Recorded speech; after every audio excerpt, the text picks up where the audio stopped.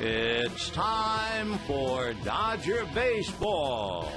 Live from Dodger Stadium, KCAL 9 presents the Dodgers as they take on the Philadelphia Phillies. Hi, everybody, and a very pleasant Tuesday evening to you, wherever you may be. Game 2 of the 3-game series with Philadelphia, counting these two tonight and tomorrow afternoon, and a 4-game series in Houston. 24 of the remaining 30 games will be inside the National League West. As far as the wild card is concerned, the Dodgers trail Philadelphia by 5.5. By losing last night, Philadelphia in its division is trailing Atlanta by 3. The pitchers, Carlos Monasterio, once upon a time he was Philadelphia property. In fact, he pitched in the Philly organization from 2006 into 2009. Facing him will be Kyle Kendrick, who is 8-7 and is a far better pitcher numerically on the road than he is at home. We'll get to the ball game. We'll have it all coming up for you right after this.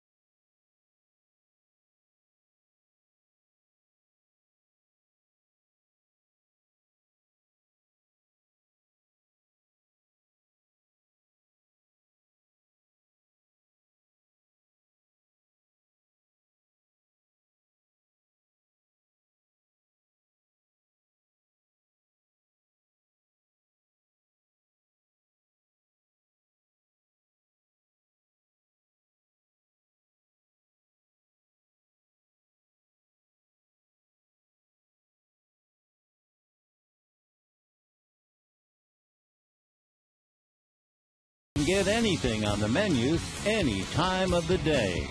And by Infinity, luxury cars that deliver inspired performance. Hi, everybody, and a very pleasant Tuesday evening to you, wherever you may be. Welcome to Dodger Stadium, Game 2 of the 3-game series between the Dodgers and Phillies. It is their 5th meeting of the year. They have split the previous 4. And, of course, for the Dodgers last night, a near wonder night as Hideki went so close. And finally, the base hit by Shane Victorino. And Kuroda had a one-hitter for the night. But the Dodgers did have a victory.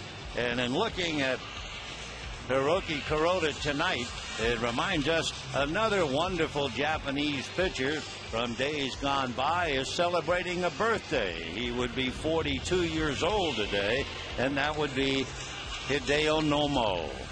So Kuroda almost gave him a great gift last night. It was a magnificent effort.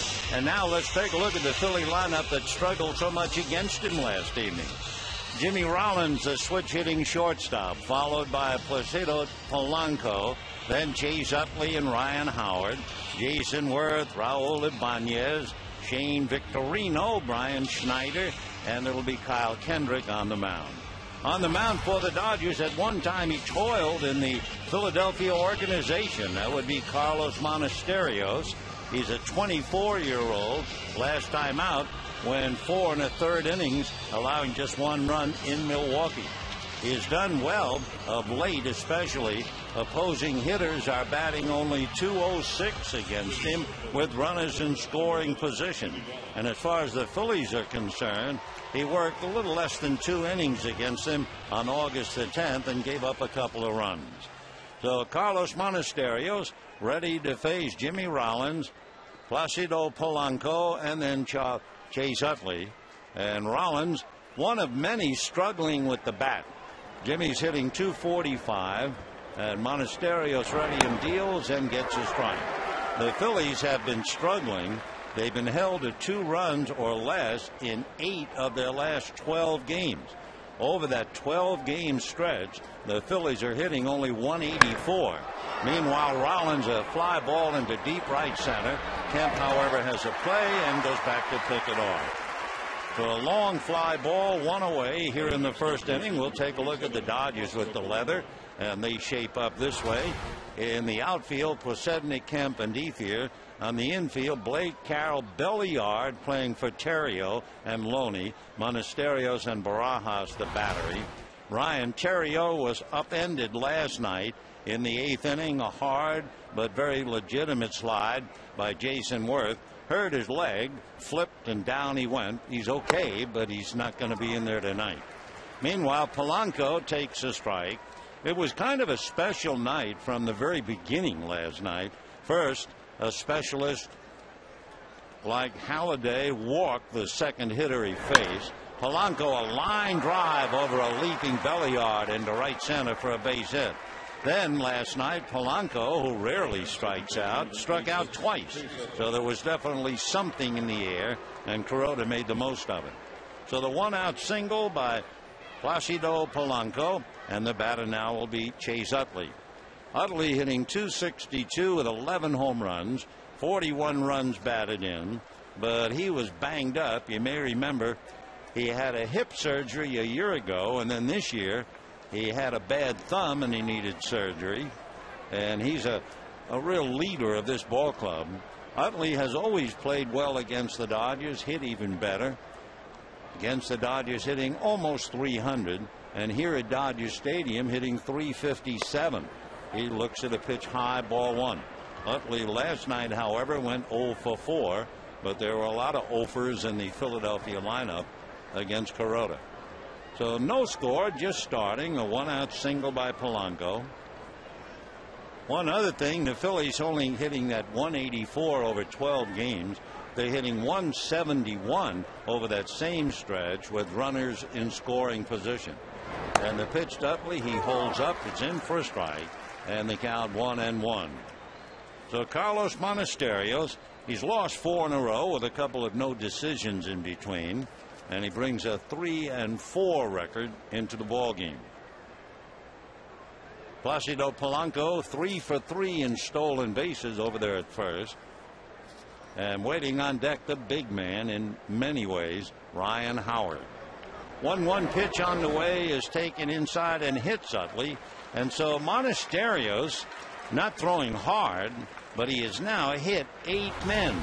In fact, he hit 3 in his last game against Milwaukee. That was a slow curveball, and it nailed Utley. So it's not as if he's a headhunter, somebody throwing hard and knocking people down. He just had a breaking ball get away, and now he's in trouble. So 2 on, 1 out, and Ryan Howard, who missed several games with a bad left ankle. And Big Ryan with 23 home runs, 82 runs batted in, hitting .278. Howard missed 16 games with the bad ankle sprain, and he's hungry as a big hitter with 23 home runs. He's gone 13 games since his last home run.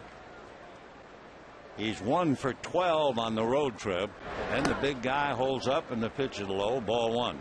Dodgers can't afford to really come up with a fancy defense, but they do move Jamie Carroll almost directly behind second base.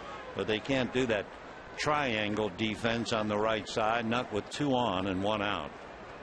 Monasterios at the belt, looks back at second, now comes back to the plate. Hard ground ball. It's to Belliard, to Carroll, back to Roney, and they get the double play. And for Ryan Howard and the Phillies, the hitting miseries continue.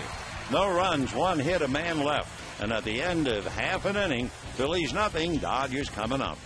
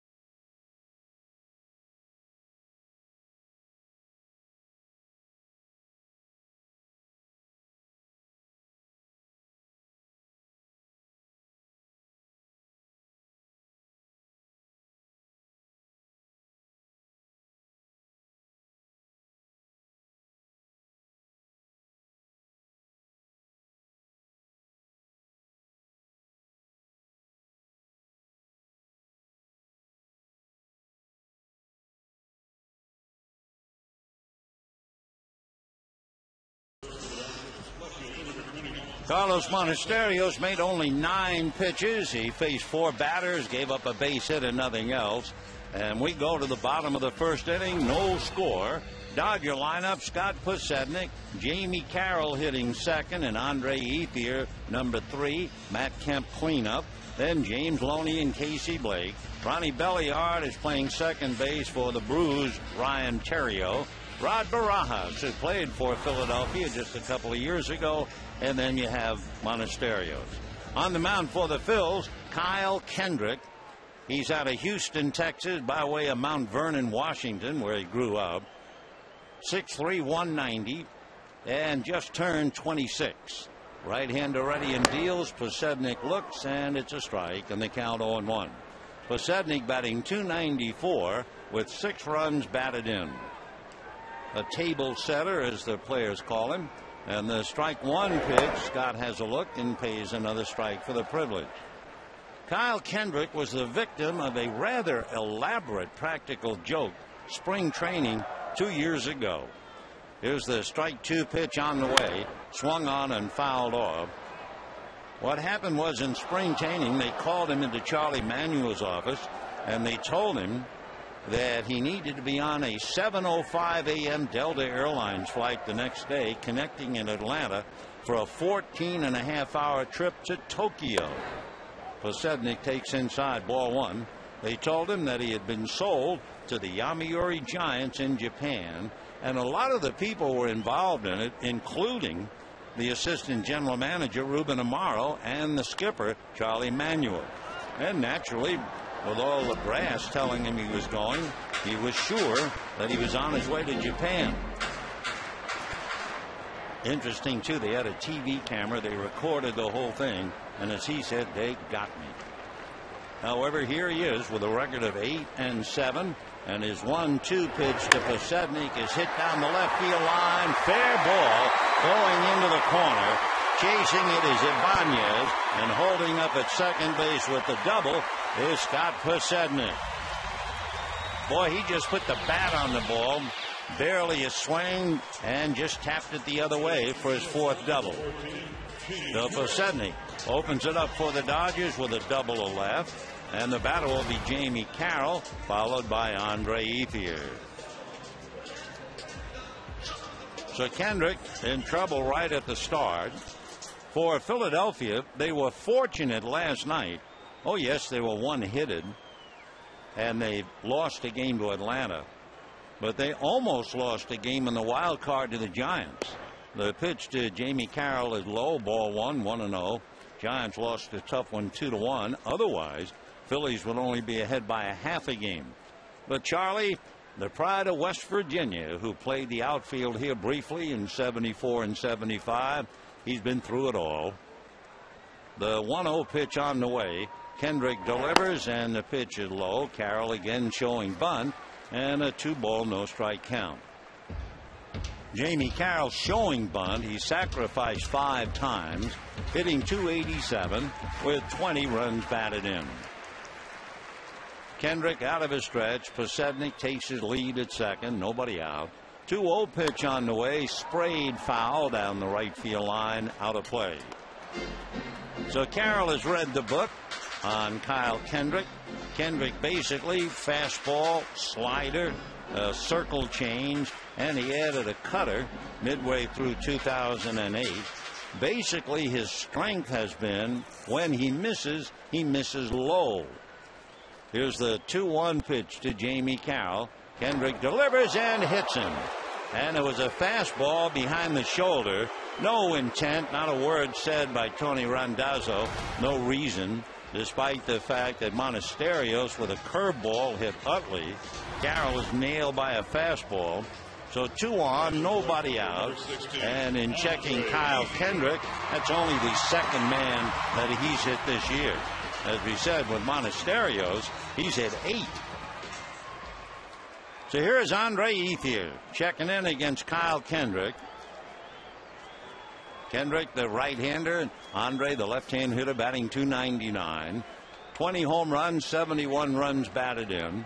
Kendrick deals, and it's swung on and popped up. Angling across is the shortstop, Jimmy Rollins. Infield fly rule is called. So Andre Ethier, first ball swinging, pops it up. The 1 out, runners holding at first and second, and the batter will be Matt Kemp.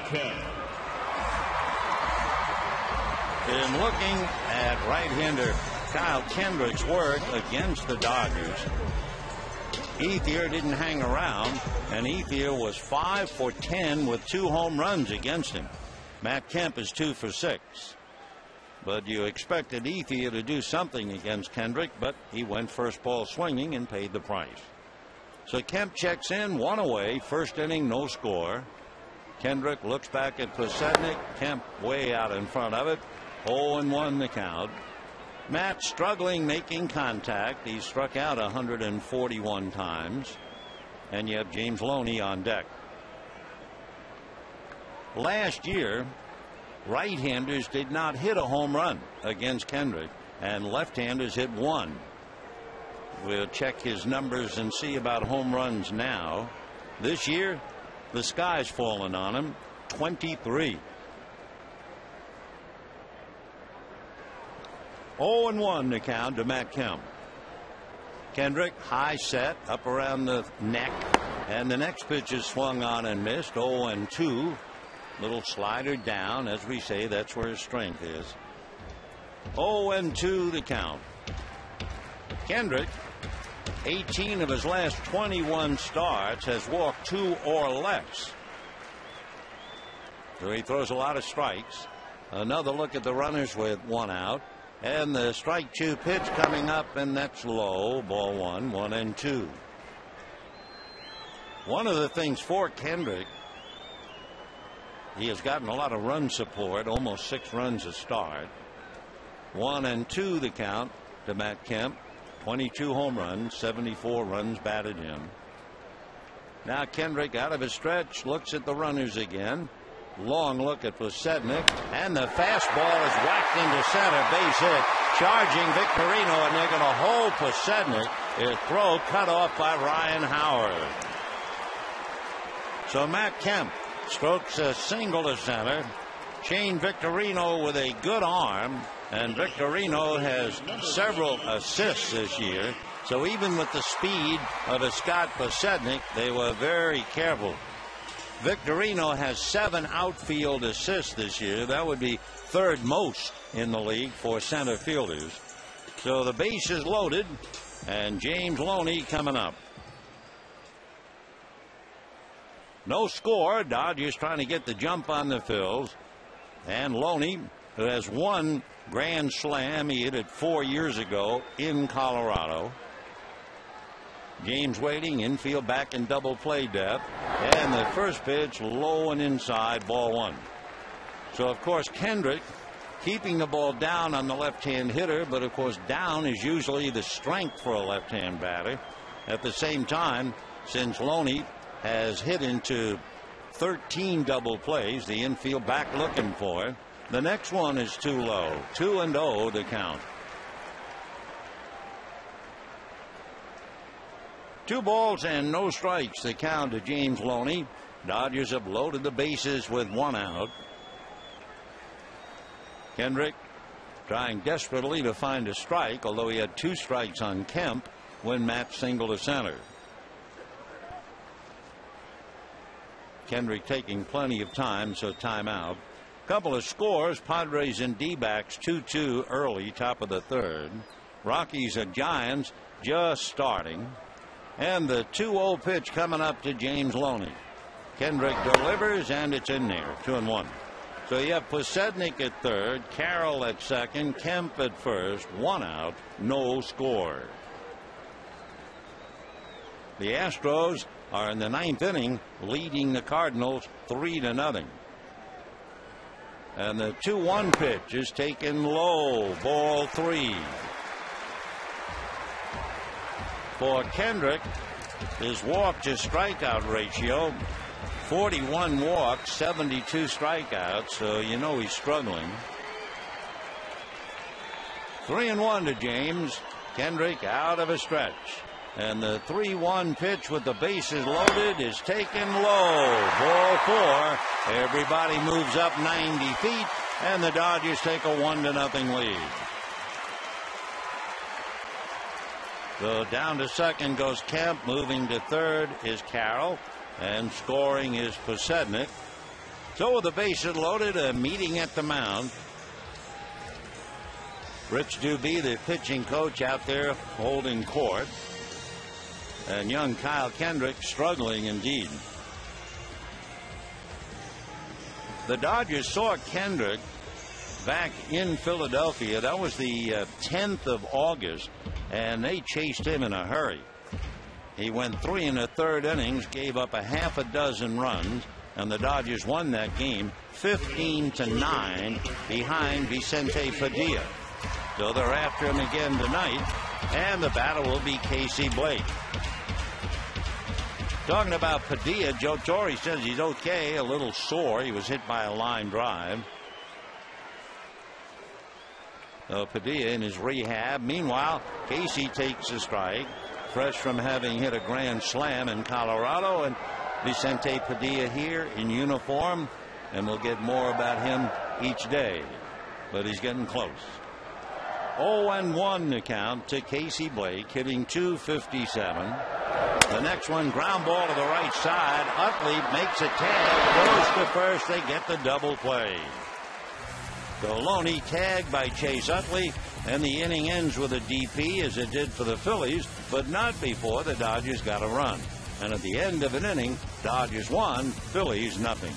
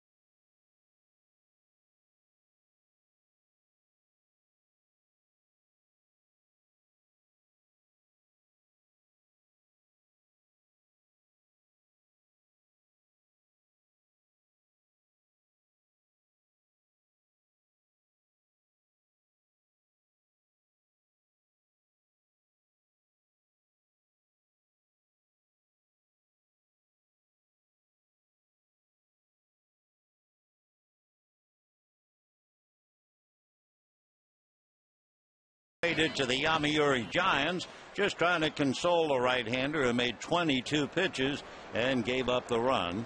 So now in the second inning, Dodgers 1, Phillies nothing. It'll be Jason Worth, Raul Ibanez, and then Shane Victorino. Phillies have been struggling scoring, and of course last night they had just one hit. Jason takes ball one. He's hitting .295, 18 home runs, 63 runs batted in. Last night was the 6th time in the last 22 games the Phillies went hitless through the first 3 innings. Worth takes high. Last night, the 17th time this year the Phillies have gone hitless through the first 3 innings. That would tie most with the Cubs in Tampa Bay. 2-0 the count to Jason Worth. Right-hand batter swings, doesn't get it. 2-1. And just to complete it, last night, the 3rd time the Phillies have gone hitless through 7 innings. Second most in Major League Baseball. Tampa Bay has gone hitless through 7 4 times this year.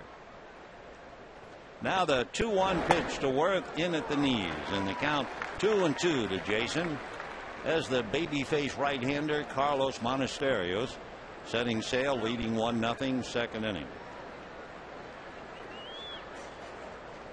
Carlos, 24 years old, but he looks a lot younger than that. Fastball is grounded inside first, down the line. And Jason Worth on his way into second base with a leadoff double. So the tying run is out there and nobody out for Jason Worth, the former Dodger. He comes up with his 43rd double. And Raul Ibanez coming up. So Worth doubles into the right field corner. Ibanez, Victorino, and then Schneider in that order. Ibanez hitting .261. He has 12 home runs, 64 runs batted in. Solid, hard-working, kind of a blue-collar ball player. Monasterios will look back at Worth. The pitch to Ibanez a little high. Ball 1, 1-0. With a runner in scoring position this year, Ibanez is hitting .304. Earlier this year, he had an 18-game hitting streak. So Ibanez trying to pick up Worth and get even. It's 1-0 Dodgers, second inning. Raul waiting, left-hand hitter. It's a high fly ball into deep right center. Back goes Kemp on the track for the catch. tagging up is Worth, and Jason will move over to third. A long fly ball to right center field. Tying run is now 90 feet away. And Shane Victorino, who broke up the no-hitter last night, former Dodger property, checks in at the plate. Talking to Rod Barajas, former Phillies property. And, of course, Victorino, with a big sheepish grin on his face, understands the crowd booing him, the fact that he broke up the no-no. Victorino, a switch hitter, but most of his hitting done as a right-handed batter. Total 252. So the infield is back with one out. Victorino runs very well, and Monasterio's breaking ball is in the dirt, ball one, which brings up the point with Worth at third and one out. Monasterios has a half a dozen wild pitches as well as hitting 8 batters.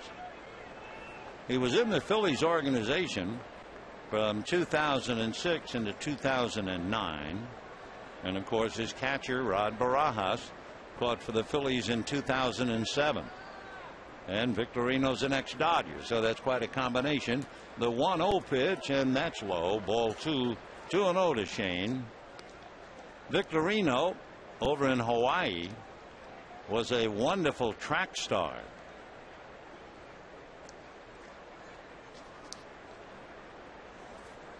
Victorino, who wears number 8 throughout his career and still wearing it tonight. The 2-0 pitch on the way, and that's low, ball 3.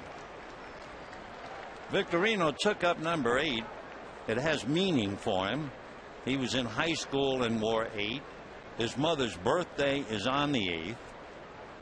He wore 8 in 2005, so that's his number. He had a rare bobblehead night in Philadelphia. It was his body with a hula skirt on it. The 3-0 pitch on the way, and it's in there for a strike, 3-1. Yep, he was in a grass skirt, given the hang loose sign.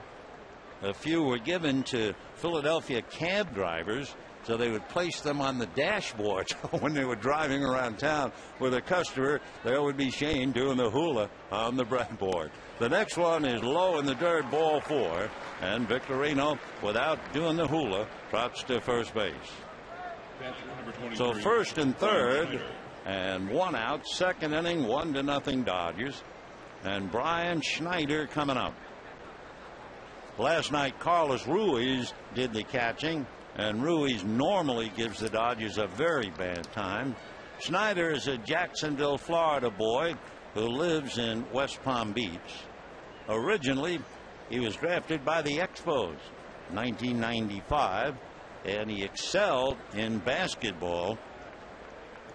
He has the nickname Hoops, and yet it has nothing to do with his basketball career. Left-hand batter, and he hits a high fly ball into deep right field. Back goes Ethier, away back. It is gone. And the Phillies jump out in front, 3-1, as Brian Schneider connects and reaches the seats. For Schneider, his 4th home run. He now has 13 runs batted in, and the Phillies awake with a blast. So they're not going to go 3 innings without a run, not tonight. So Schneider puts him out in front, 3-1. For Carlos Monasterios, hold on, baby, that would be the 13th home run that he's given up this year. So Kyle Kendrick feeling a lot better about things and takes a strike. Remember, we told you Kendrick is accustomed to getting runs. Takes one off the plate. 1 ball and 1 strike. So the Phillies hungry for a big hit, and it's Brian Schneider who hits it out. The 1-1 pitch is on the outside corner for a strike, and the count 1-2. Dodgers scored in the first, and the Phillies roar back with 3.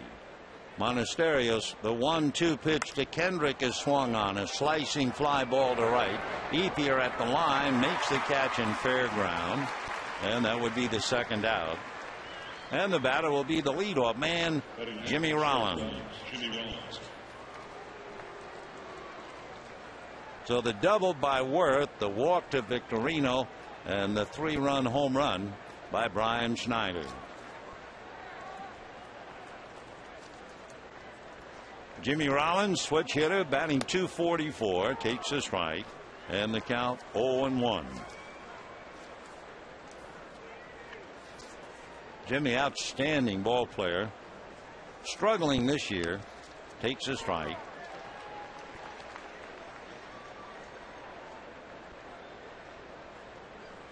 Rollins with a half a dozen home runs, 33 runs batted in, and the shortstop takes in the dirt. Jimmy, couple of Gold Gloves in 2007, 2008.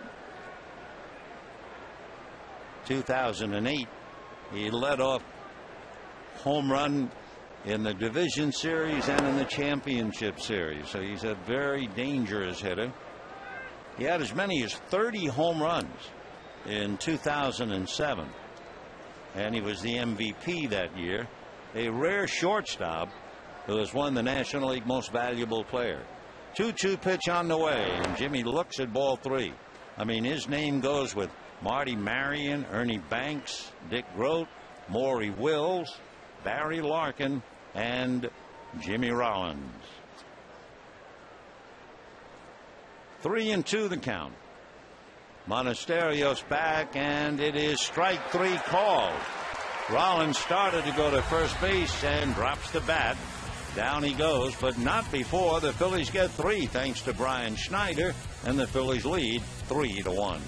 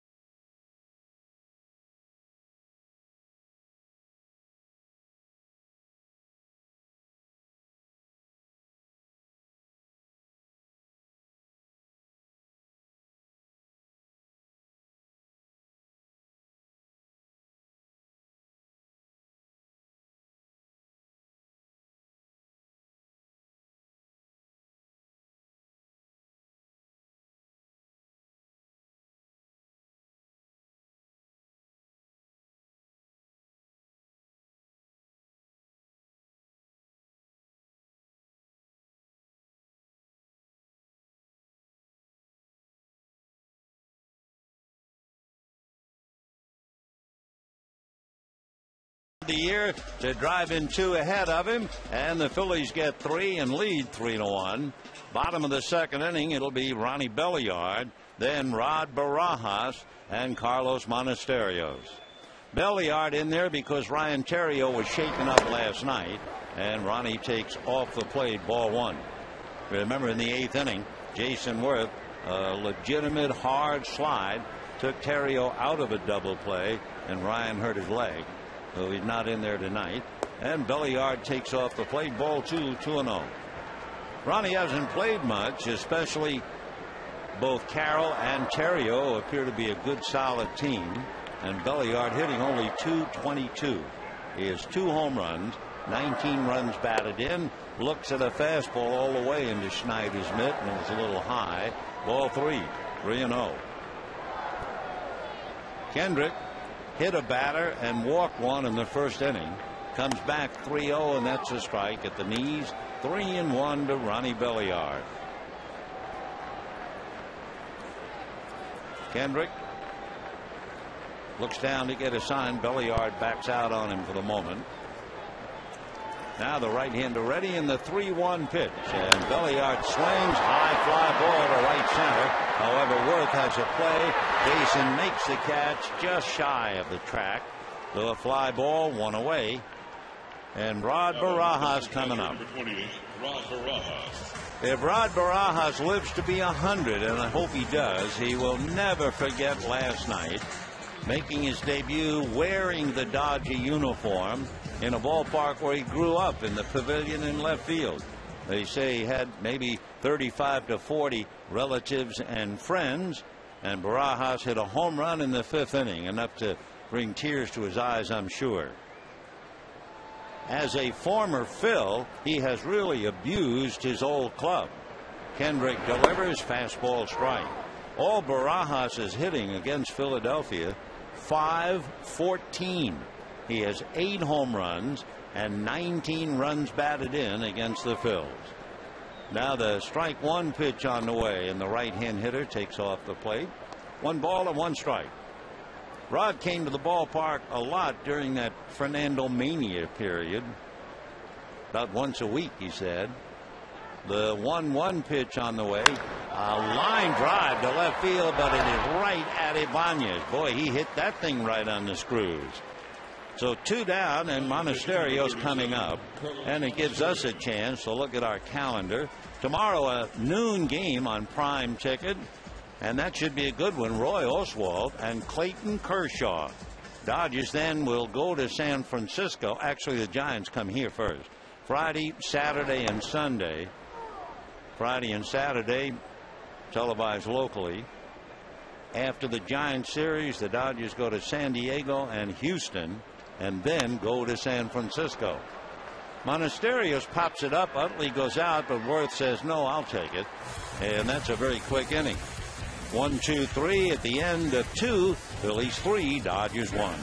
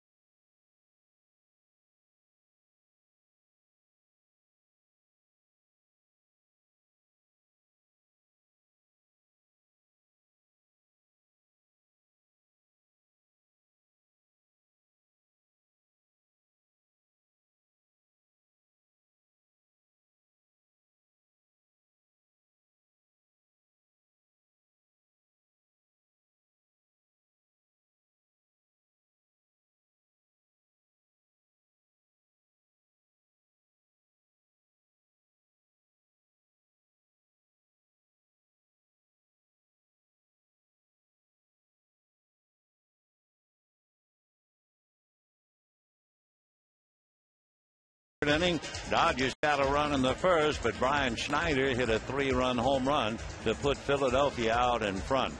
Now for the Phils, Placido Polanco, followed by Chase Utley, and then Ryan Howard going up against young Carlos Monasterio. Tomorrow afternoon at noon, high noon, it'll be a shootout. Roy Oswalt making a start for the Phils against Clayton Kershaw. Then the Giants will be in Friday night, Saturday night, and Sunday evening as well. When the Dodgers begin tonight's game against Philadelphia, they only have 6 games out of the National League Western Division. These 2 with Philadelphia, 4 with Houston. So 24 of the 30 left inside the West. Meanwhile, Polanco singled in the first inning. Right-hand hitter, faking bunt, takes a strike, and the count 0-1. Polanco, a solid ball player, has earned the respect of everybody in the league, hitting .308 with 6 home runs, 43 runs batted in. Strike one pitch on the way is punched into right field for a base hit. So Polanco, who surprised a lot of people last night when he struck out twice, comes right back tonight, and he's 2 for 2.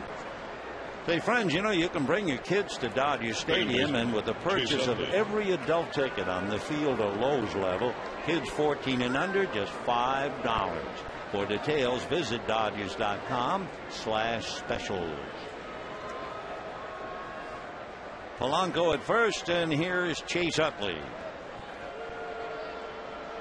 Utley, bothered by that bad thumb, certainly a reason why he's hitting only .262. Big thing, they were surprised he even came back as quickly as he did, but he's that kind of a player. And Chase takes off the plate. 1 ball and no strikes.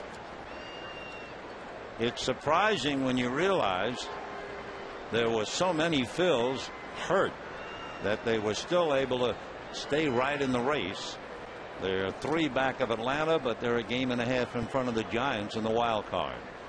The 1-0 pitch on the way, and Utley takes low, ball 2.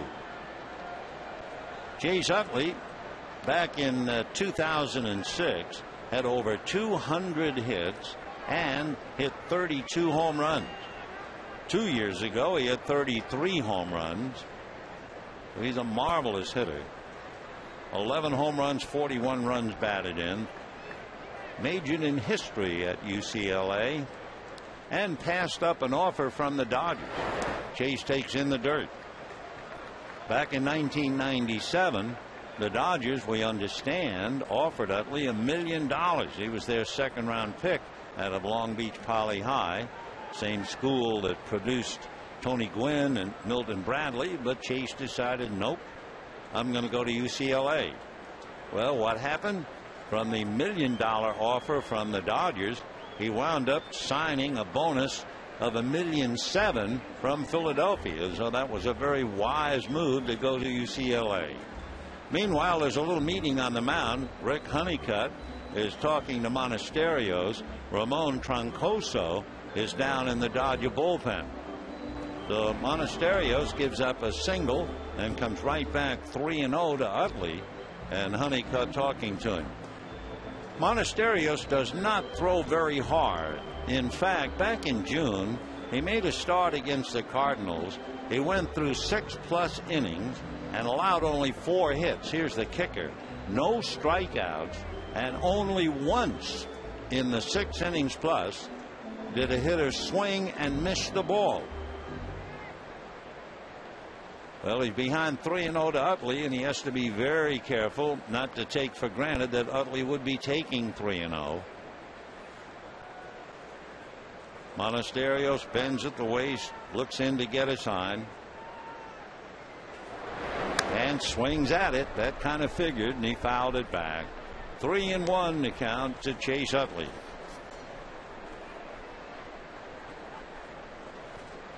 Ryan Howard on deck. Utley is 6'1", 185. First major league game he ever played in, he hit a grand slam home run. Now the 3-1 pitch to Chase. Instead, throw to first, and Polanco back on the bag. One thing that Utley is learning is to get out of the way of the pitch. A couple of years ago, when he had that big year, he was hit 20 times. The 3-1 pitch coming up. Monasterios turns and throws to first. So far this year, Utley's doing reasonably well. He's only been hit 9 times. But remember, he's up against a pitcher who has hit 8. 3-1 to count to Chase Utley. Out of a stretch is Monasterios at the belt. Looks over at first at Polanco. Utley takes a strike, and the count 3-2.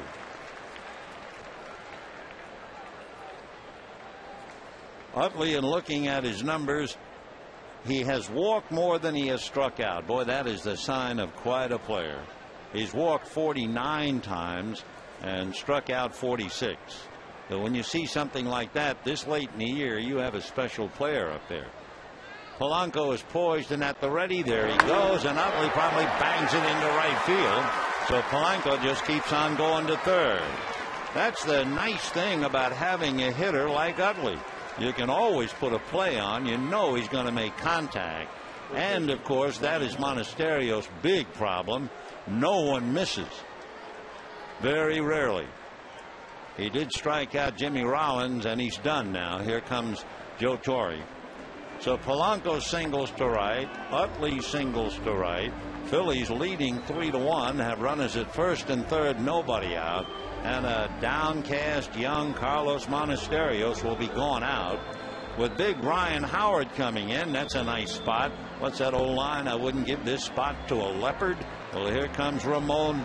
And out goes Carlos, and we'll be back.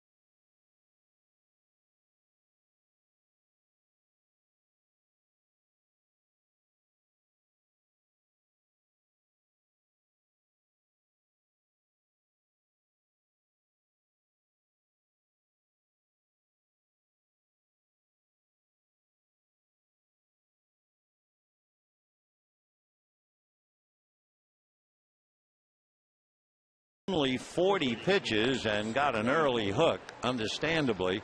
Charged with 3 runs, 5 hits, and the runners at first and third are also his responsibilities, and nobody out. So the ball is now in the hands of Ramon Troncoso, the 27-year-old from the Dominican, facing Ryan Howard. Troncoso against Howard. Howard is 0 for 4. Big Ryan grounded into a double play in the first inning. All you have to do is check at the numbers to realize he's hit 2 more home runs than Albert Pujols over the last 5 years. He has 23 home runs, and he takes low, ball 1, 1-0. Duck in a couple of scores. The Astros beat the Cardinals 3-0. Cardinals have now lost 4 straight. And should Philadelphia win, the Cardinals would be 4 games back in the wild card. Polanco and Utley are out at the corners, and a 1-ball, no-strike count to Ryan Howard. The next pitch to Ryan is a high fly ball into deep center. Back goes Campbell, way back, out of here. And the Phillies have broken it wide open, 6-1, and 5 of the 6 runs are charged to Monasterios. So Ryan Howard, who's been hungry, as we said, for a home run. He had gone 13 games without hitting one out. That would be the second longest drought of the year for him. He also went 15 games way back in April. But there was no doubt about it, as he just got all of it back into the center field part of the pavilions. So another 3 runs in the third inning after scoring 3 in the second, and it's 6-1 Philadelphia. Jason Worth takes low, ball 1. So the last time Monasterio started against Philadelphia, they scored 15 runs in that game, and they've scored 6 so far in 2 innings plus tonight. The 1-0 pitch on the way, and that's low, ball 2, 2-0. Continuing with the scores, the Giants and the Rockies are 1-1 in the third, trying to catch Philadelphia. Giants began the night 5 back of San Diego. Fly ball to right field, and that's taken in. So that's their first out, and the batter will be Raul Ibanez. Philadelphia leads the Giants by 1.5 games. That's Esmiel Rogers and Madison Bumgarner in San Francisco. And we can also tell you that the Padres are leading the Diamondbacks 3-2 in the 5th inning. San Diego trying to snap a 5-game losing streak. Of course, they're still in pretty good shape. 5 in front of the Giants in the division. 1 ball and no strikes. The count to Raul Ibanez. 6-1 in favor of the Phillies, and we're only in the 3rd inning. Troncoso back with a fastball for a strike, and the count 1 ball and 1 strike.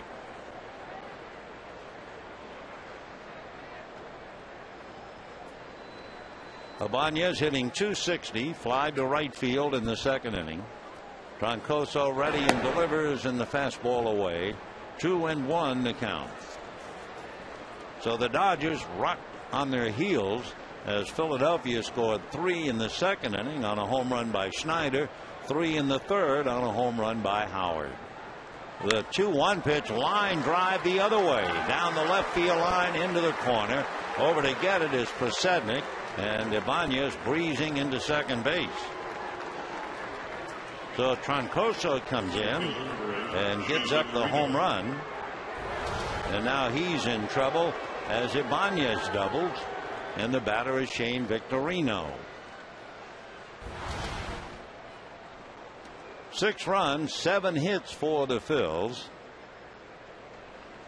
1 run, 2 hits for the Dodgers, and a long way to go. We're in the top of the 3rd. Ryan Howard enjoying the moment, having hit that bomb with 2 men aboard. The old trombone player in high school band, Ryan Howard, played a different tune tonight. 0-1 the count to Shane Victorino. Heck, wouldn't you like to see his bobblehead doll with the grass skirt? I bet he got a big kick out of that. 0-1. The next pitch is swung on, a little roll to the short. Charging Carroll, throws on the run to get him, and on the play Ibanez moves over to 3rd.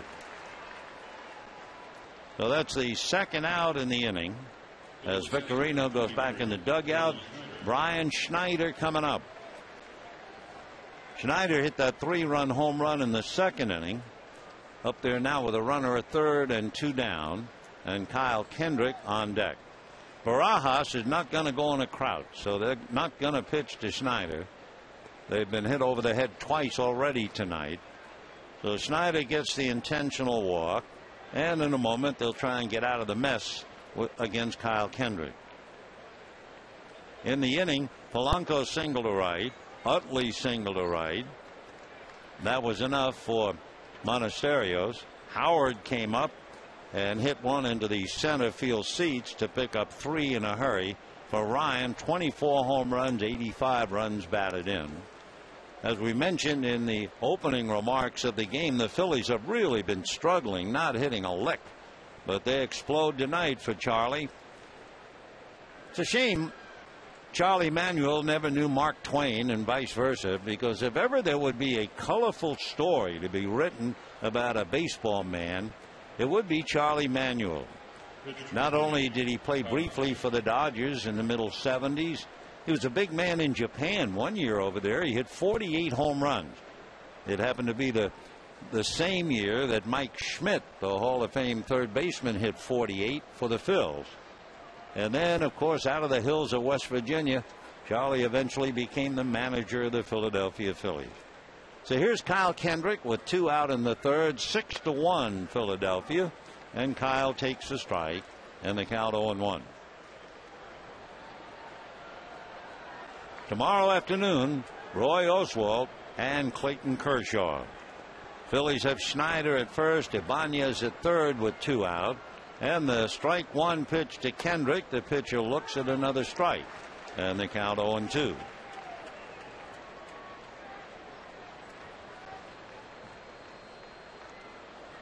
Ramon Troncoso relieving Monasterios. And the strike 2 pitch coming up. Right-handed deals and snaps a fastball away.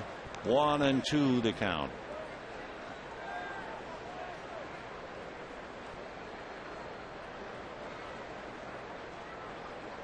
Kyle Kendrick has been very successful on the road compared to home. And he's leading tonight. The 1-2 pitch, ground ball to the right side, out on the grass in Belliard to make the play to Loney. So Kendrick makes the last out. 8 men come to the plate. What is it? 8 men and 1 out. And the out is Monasterios. And at the end of 2.5, 6-1 Philadelphia.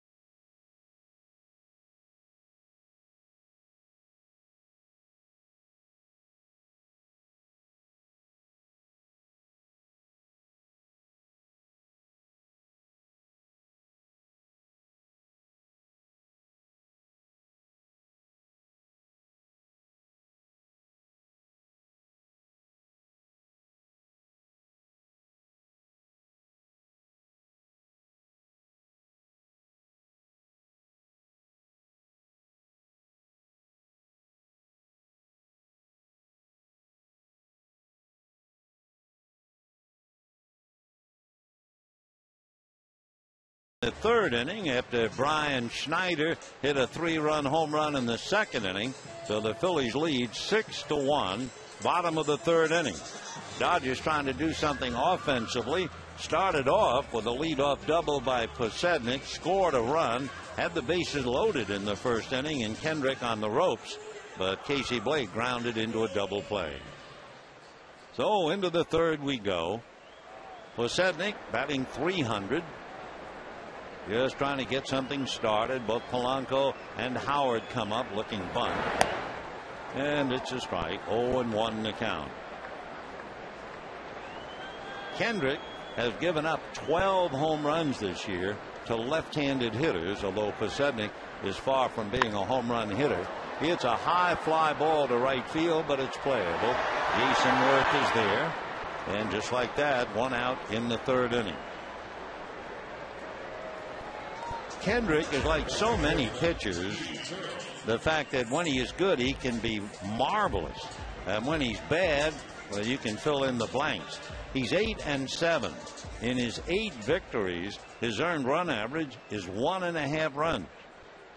In his 7 losses, his earned run average is almost 9. Kyle ready and delivers and gets a strike to Jamie Carroll. 0-1 to Jamie, hitting .287. He was hit by a pitch in the 1st inning. Kendrick back with a fastball and banged over the head of Jimmy Rollins into center. Up with it there is Victorino. And Carroll holding with a 1-out single to center field. You know, tomorrow afternoon, the Dodgers and the Phillies at 12:10. Roy Oswalt and Clayton Kershaw. And you know what? You can save up to 60% on select seats. For tickets, visit Dodgers.com/eSaver, and you will savor the game. 6 runs, 7 hits for the Phils, 1 run, 3 hits for the Dodgers. Ethier popped up with 2 on, swung at the first pitch in the first inning. Andre has been successful in the past against Kendrick and takes ball 1. Ethier coming into the game against Kendrick 5 for 10 with 2 home runs. I'll say he's been successful. Kendrick delivers, check swing, little roller up along the first baseline. Fielding it is Kendrick to flip to first. So Ethier taps out. Carroll takes second, and with 2 down, the batter is Matt Kemp. Matt Kemp singled to center in the first inning. Got a fastball down with 2 strikes. Matt hitting .254, 22 home runs, 74 runs batted in. 6 runs, 7 hits for the Phils, 2 big home runs. They also have doubles from Worth and Ibanez. Dodgers had a leadoff double by Posednik. So Kemp now trying to pick up Carroll, and the fastball fouled away into the Dodger dugout. No balls and 1 strike to count. In looking ahead to the schedule, the Dodgers have a very tough time. Not here, and not with the Giants on the weekend. They will go to San Diego and play 3 night games. The 3rd night game is Wednesday night, and they play Thursday night in Houston. Now that doesn't sound like much. Strike 1 pitch off the plate, 1-1. But when you figure out the time of the game in San Diego, and they're averaging around 3 hours, by the time you get off the ground in San Diego, by the time they make the long flight to Houston, they figure to land in Houston about 4:30 in the morning and play that night.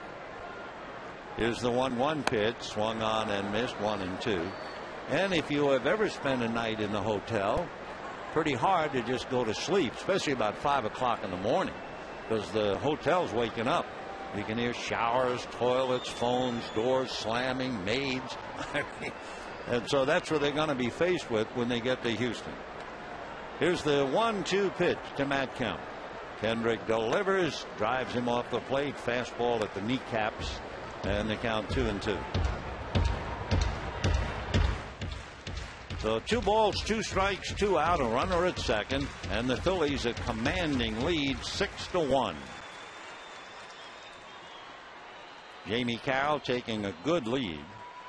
Kendrick looking back at him, now to the plate, and it's fouled away. It is the responsibility of Utley, because with Kemp up there, Jimmy Rollins is deep and in the hole. So Carroll's been able to take a pretty good lead. What Chase has done is back up and go out on the grass to try and fill up the middle, but he's still a long way from the bag, so Carroll can take advantage of it. 2-2 the count to Matt Kemp. Kendrick out of a stretch, another look. This time Utley goes to the bag on the pitch, which is grounded to third. Short hop by Polanco to throw him out. So I think Kendrick and Utley almost got themselves in trouble, but Kemp pulled the ball to third. And the Dodgers lead Carroll at the end of 3, 6-1 Philadelphia.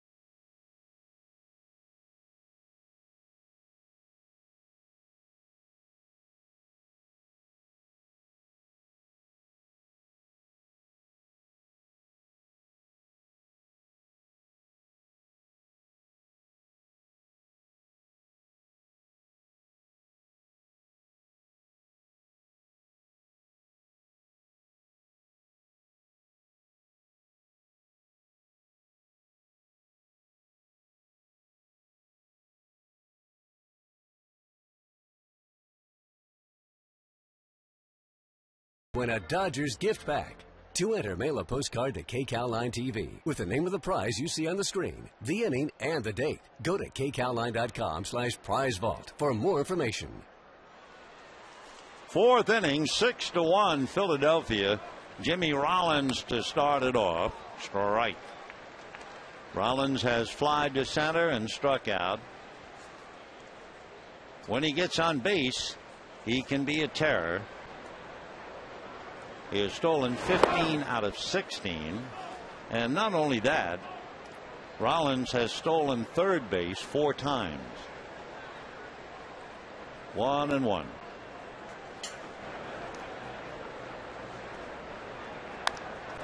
A little ground ball. Loney will take it to the bag. So Rollins is really struggling. Rollins has 2 hits in his last 32 at-bats. And he's a terrific ball player. 2 for 32.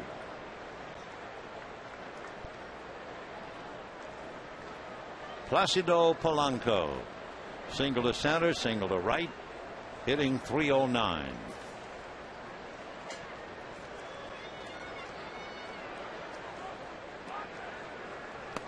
Polanco is from the Dominican Republic. Won Gold Gloves 07 and 09. In his youth, he was allowed to play baseball only twice a week. Little ground ball to third. 2 down. And Chase Utley coming up. Well, our text question is, which baseball rarity would you most like to witness live? Would you like to see a no-hitter? How about a 4-home-run game? Or, the rarest of the rare, a hitter hitting for the cycle. A single, double, triple, and home run. Text your answer to 86212 on your cell phone. It was a long time ago on this date, the last day of August 1950. Dodgers were playing a night game in Brooklyn's Ebbets Field. And Gil Hodges, the wonderful first baseman of the Brooklyn Dodgers, hit 4 home runs in that game against the Boston Braves. Gil also had 9 RBIs. The Dodgers eked out a victory 19-3. 1-1. Gil was such a sweet man. Wow. And every time he hit a home run, he would round third, and just before he got to home plate, he would always blow a kiss to his wife, whether he was on the road or home, knowing she'd be watching on TV. So on this night back in 1950, he was blowing kisses all night. 1-1. 2-1 to count to Chase Utley. Utley hit by a pitch, single to right. 1 for 1.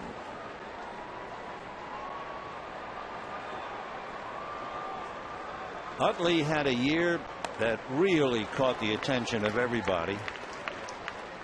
He had a 30 home run season with 200 hits.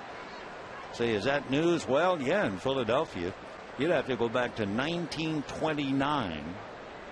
Chuck Klein and Lefty O'Doul did it in old Baker Bowl. Rather remarkable.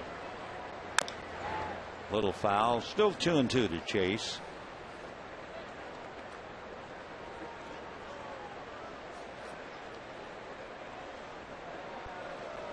We told you in his first major league game, he had a grand slam against Colorado's Aaron Cook. First National League player to do that since Bobby Bonds, Barry's father, hit a grand slam against the Dodgers in 1968. Looper backhanded by Carroll. So it's a 1-2-3 inning, and at the end of 3.5, Phillies 6, Dodgers 1.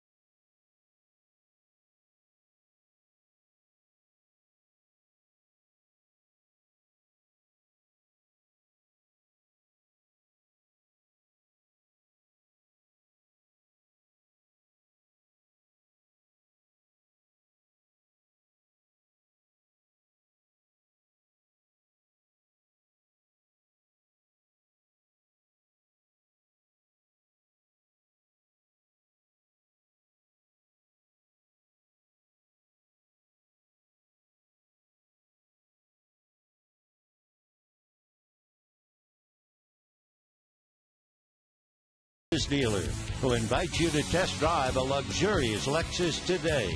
Visit Lexus.com. And by Mega Millions from the California Lottery. Imagine what a buck could do. Bottom of the fourth inning, it's 6-1 Philadelphia. After all that talk, we were telling you about the fact that Phillies going 3 innings without a hit so many times, 17 times exactly. They exploded tonight, 3 in the second, 3 in the third. Dodgers still unable to recover. Ball 1 to Loney. James walked in the first inning. 8 home runs, 77 runs batted in.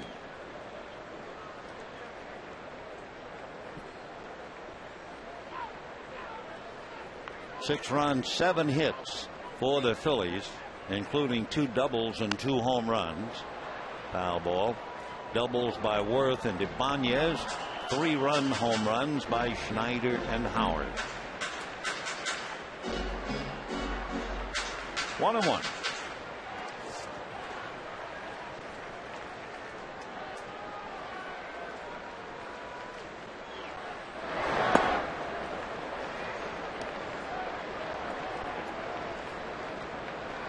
Kyle Kendrick trying to win his 9th.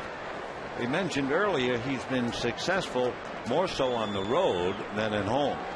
He comes in 5-2 on the road, 3-5 at home. Ground ball to Utley.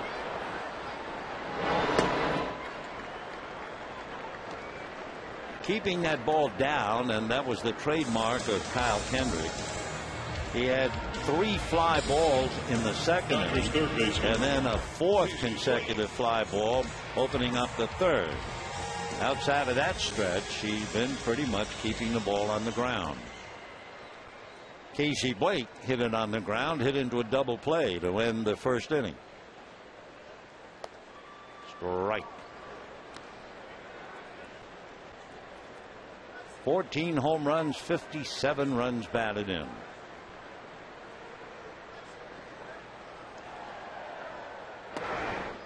One and one.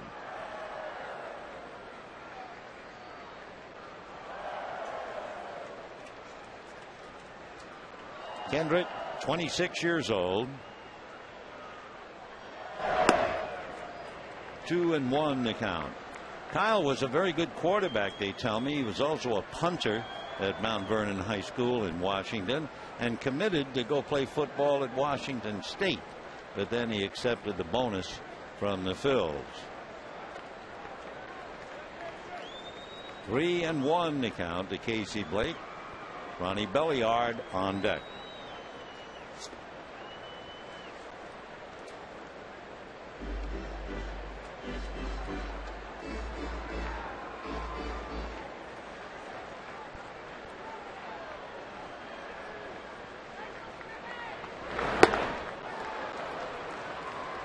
Casey going after a fastball up, which is a rare pitch from Kendrick, and 3-2.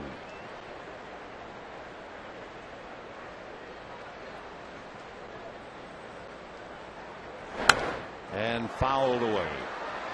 Back-to-back fastballs. Like so many pitchers, Kendrick has 2. The 2-seamer, a sinker, and then the 4-seamer that really takes off high.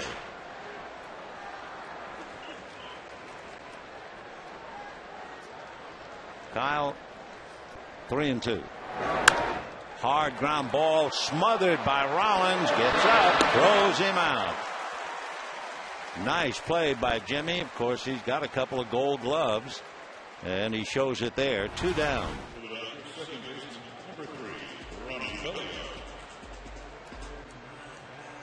Fine play by Jimmy Rollins, and that'll bring up Ronnie Belliard. Seeing Jimmy Rollins make that play, those of us here every day immediately think of Rafael Furcal.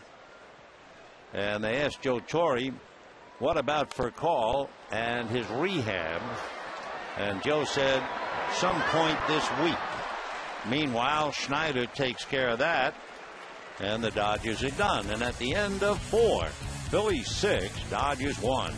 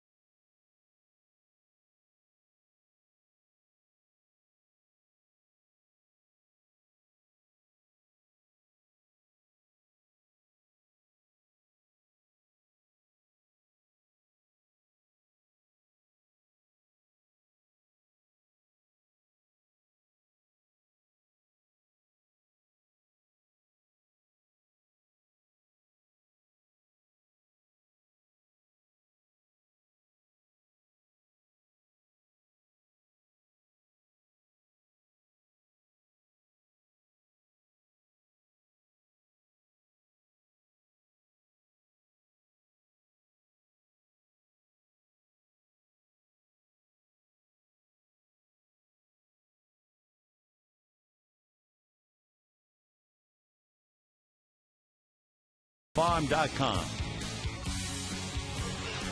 6-1 Philadelphia, and we move to the fifth inning. Phillies 3-run home run by Brian Schneider in the second, a 3-run home run by Ryan Howard in the third, and it will be Howard, Worth, and Ibanez in that order.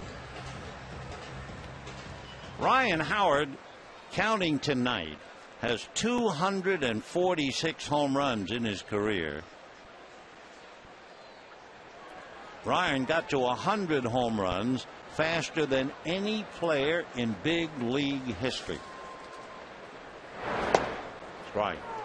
He had 100 home runs in 325 games, though he beat Ralph Kiner by 60 games. 246 home runs. Ryan came up to the Phillies in 2004.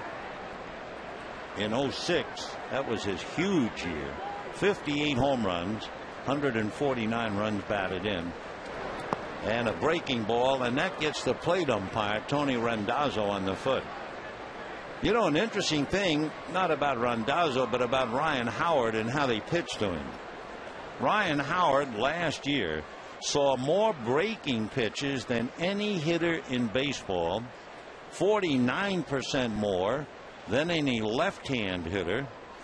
And during the World Series against the Yankees in 09, he saw breaking balls almost 58% of the time.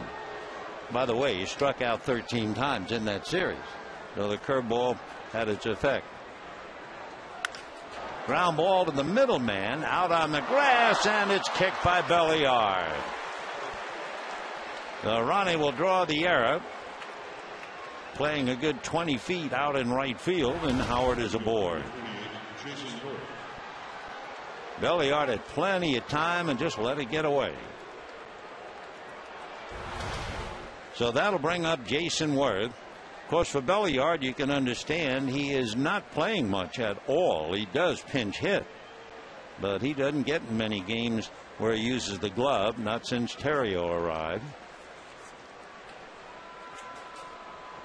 Jason Worth doubled to right, flied to right, 1-4-2. Ball one.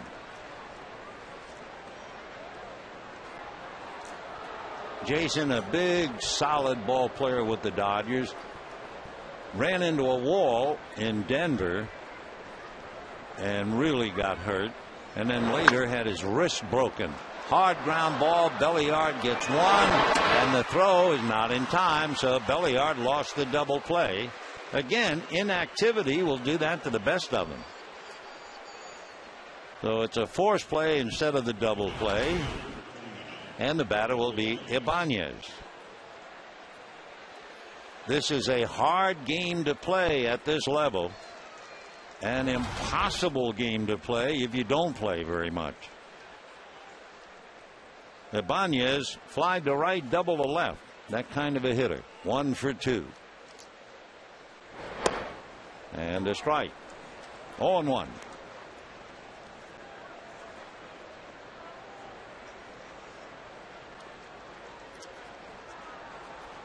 Ibanez's father really had to pay a price.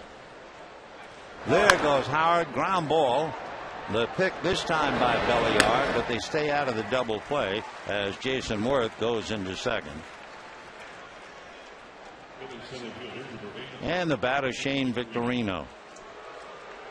We're talking about Ibanez, the fact that his dad was a chemist. He was a college educated chemist in Cuba.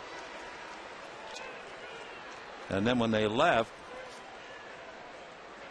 he just worked in warehouses for various cruise lines. So Raul picked up a serious work ethic from his dad. There's a strike to Victorino. He's walked, rounded to short, 0-for-1.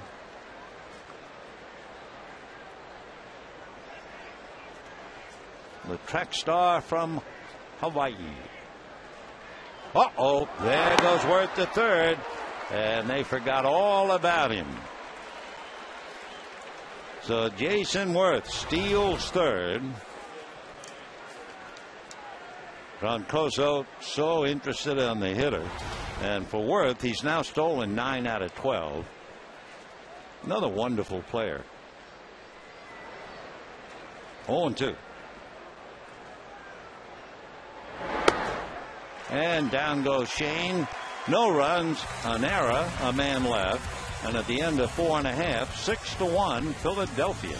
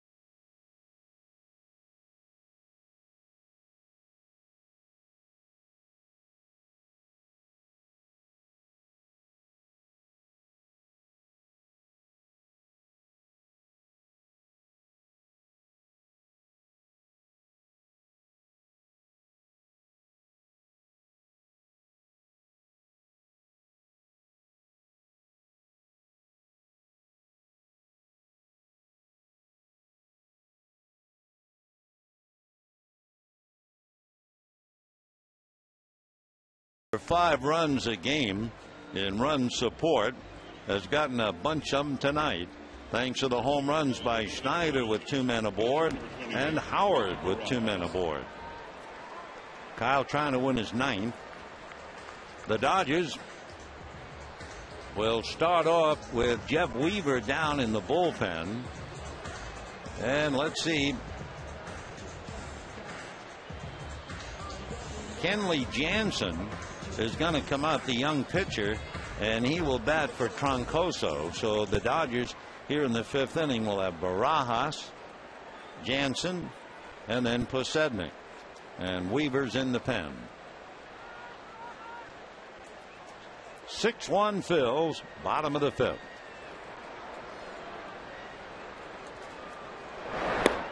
Ball 1. Barajas lined the ball to left field, but right at Ibanez.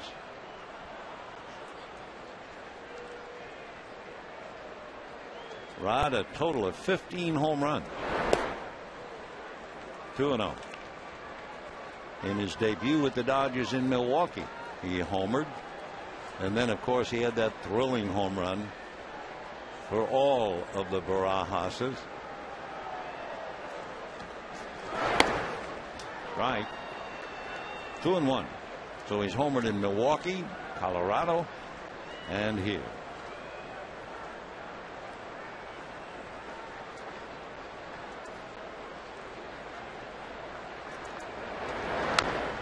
Two and 2.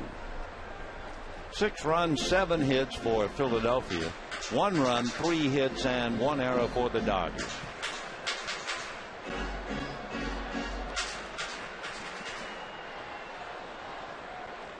Phillies trying to get to the 500 mark on the road. They are 31 and 32. 2-2. Hard ground ball through. Rod has a base hit to left field. So Kenley Jansen, who was a catcher and became a pitcher, is coming up. So Barajas, a single left. Kenley Jansen in the minor leagues as a catcher made all the stops. Ogden, Great Lakes, Albuquerque. He had 3 minor league home runs, and in his career a total of 15. Ball one. 2 years ago, he had 9 home runs in Great Lakes. So Dodgers trying to catch a little lightning in a bottle here. 1 ball and no strikes. Ball 2. Kenley, the kid from Curacao, has a batter. He is just 0 for 1.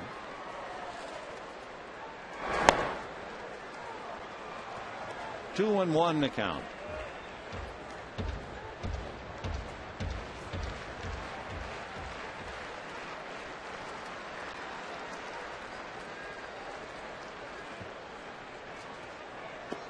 And ball 3. So Barajas singles to left. And here's Jansen with Posednik on deck.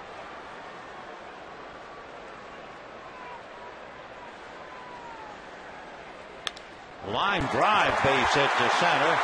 Stopping at second is Barajas.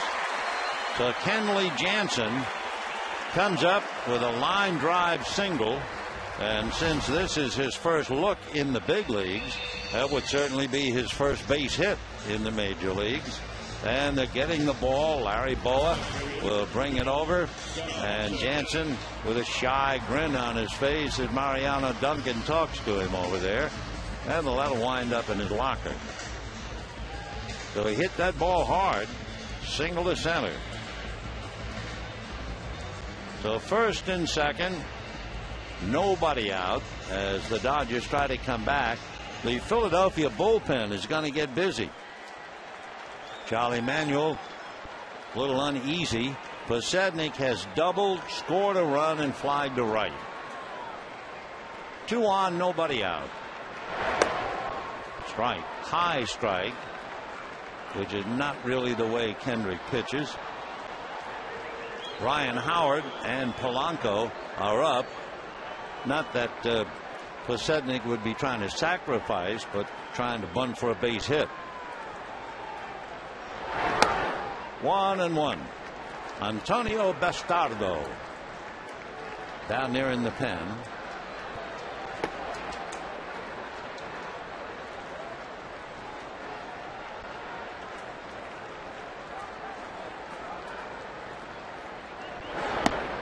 And a strike outside corner. 1 and 2. Posednik body language. Either he thought that was a pitch he should have swung at, or he thought it was out of the zone. 1 and 2.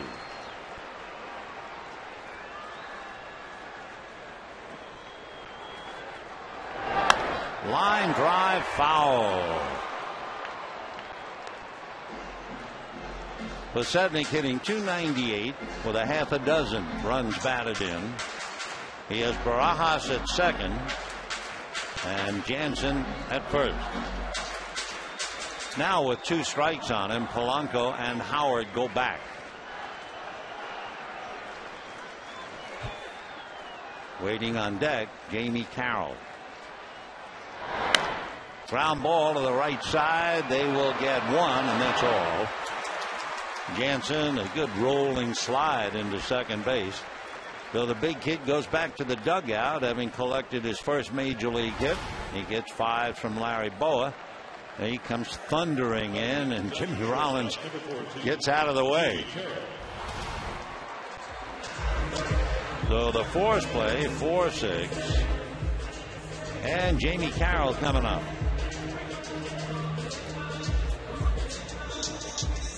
Jamie Carroll hit by a pitch in the first inning. Fastball got him up on the shoulder, and then he singled in the third inning.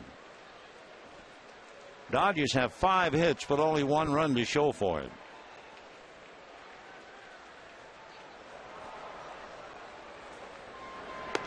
Ball 1. On deck, Andre Ethier, who normally gets a lot of base hits against Kendrick, but tonight has popped up and hit back to the box. 1 ball and no strikes. And there goes Posednik, but it's a hit-and-run ground ball to Rollins, who picks it up and throws him out. Scoring on the play is Rod Barajas, and that makes it 6-2 in favor of the Phils. By running Posednik, they stay out of the double play, and they bring up Ethier.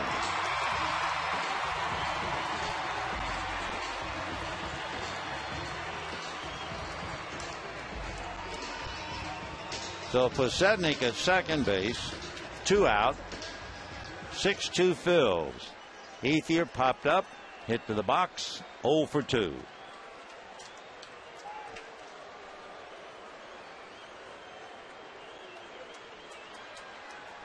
Andre batting .298. Time. The dreaded beach ball out on the grass in left center.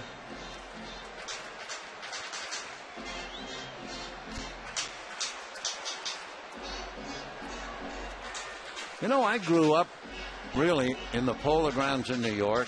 A little guy, 8, 9 years old. Saw a whole bunch of games. Then broadcast for years in the East. Never saw a beach ball. Never.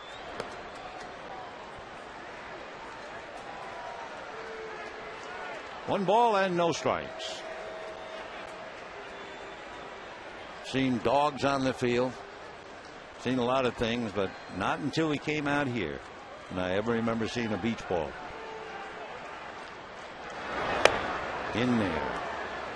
1-1. 6 runs, 7 hits for the Phils. 2 runs, 5 hits for the Dodgers. Dodgers trying to do it the hard way. 4 singles and a double. Phillies with 2 big 3-run home runs. Fastball missed.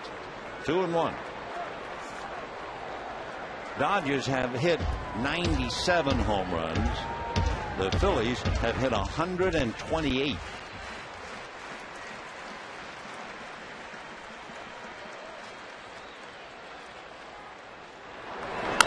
And a fly ball into left center. There's the track star, Shane Victorino. So Ethier goes 0 for 3. The Dodgers scratch for 1 on 2 hits. And at the end of 5, 6-2 Phils.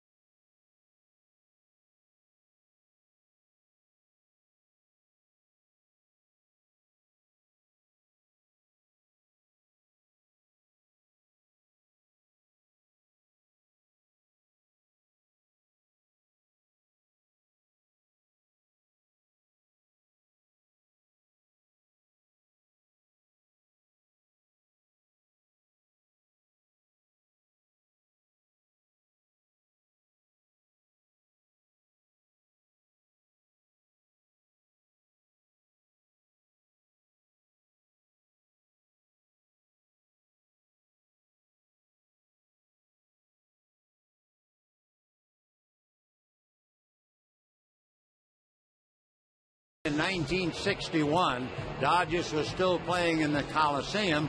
Dodger Stadium opened up in 62. Giants and Dodgers in 61. Sandy Koufax pitching for the Dodgers. All he did was strike out 18. At the time, that tied the record held by Bob Feller. Since then, the record is 20. The crowd that night at the Coliseum, over 82,000. Almost 83. But then again, they had 93,000 on Roy Campanella night. In the 59 World Series, all 3 games in the Coliseum drew over 90,000. And then, of course, when there was the exhibition game a couple of years ago against the Boston Red Sox, where they set the all-time record. And with that, let's go back to this one.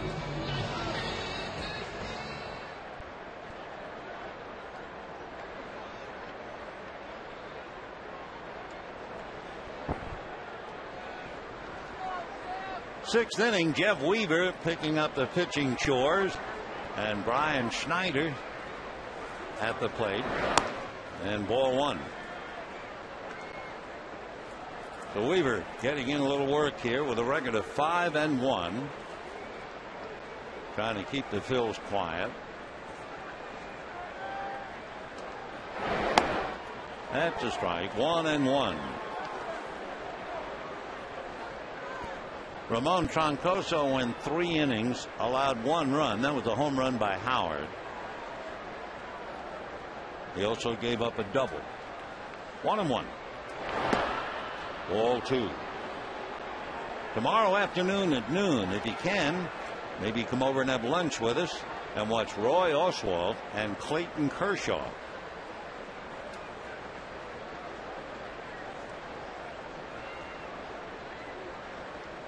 Two balls and 1 strike to Brian Schneider, hitting .214.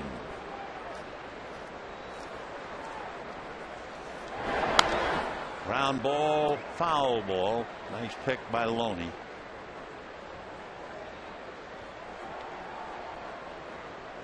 Schneider hasn't worked a lot. Carlos Ruiz does the bulk of the catching. In fact, Schneider has made 31 games as a starter this year. He has 2 walk-off home runs, both of them against the Cincinnati Reds.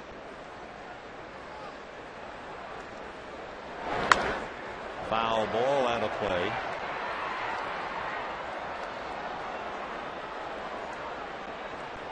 Schneider has been around. He came up with the Expos 10 years ago. He's going to be 34 in November. He got that nickname Hoops not because he was a player, but Burt Reynolds was in a movie called Hooper, and he played the role of a stuntman. And so Brian's dad put the nickname on him, Hoops, because he wasn't afraid to try anything, you know, diving off things, jumping from trees. 3-2. And he walks. So Schneider draws the walk, and the batter will be Kendrick. But here's a look at how our text message voting is going. Remember, we asked, which baseball rarity would you most likely to witness and really want to see? A no-hitter, 4 home runs in a game, or a cycle? 65% of you say a no-hitter. 20% the 4 home runs, 15% the cycle. And of course, you can understand, cell is 86212, and we'll await your vote. Because the thing about the no-hitter is the drama as it continues to build. Kendrick checking with Sam Peloso. 0-1 the count. He's showing bunt. Got the bunt down. It's picked up by Barajas, and the out. So Kendrick does his job. Drops the bunt, moves his man along. That's his 6th sacrifice. And they leave it up to Jimmy Rollins, who has flied to center, struck out, and grounded out, and probably in the worst slump of his career. 2 hits in his last 32 at-bats. That's about 60 cents, maybe.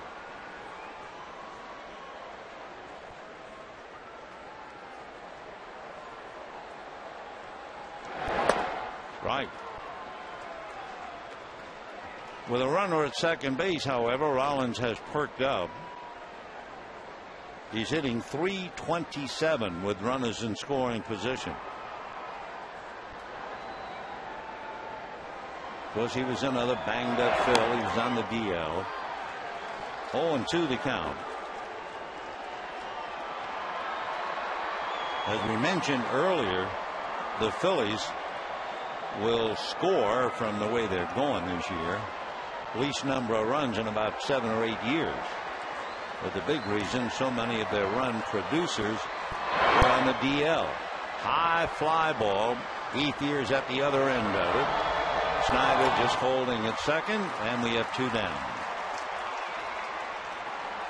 That will bring up Placido Polanco. Single to center, single to right, grounded to third. George Sherrill gets up in the Dodger bullpen. Chase Utley is on deck, so Sherrill is getting ready for him.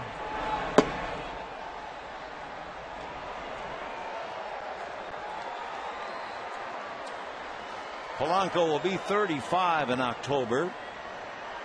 Originally signed by the Cardinals. Went to Miami-Dade Community College. Line drive right at Casey Blake.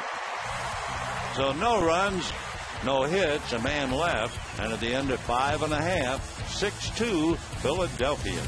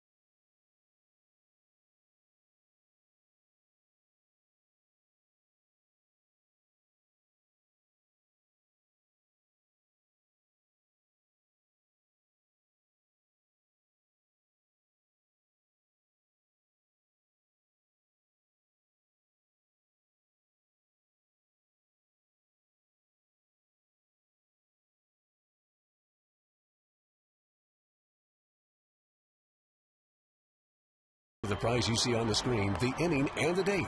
Go to kcal9.com/prize vault for more information.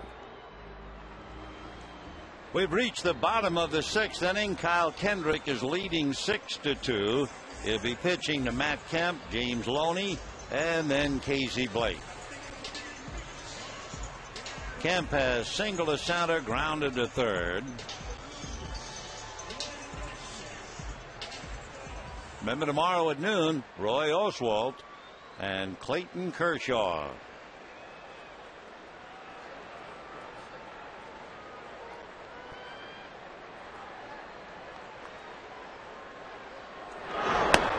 Ball 1.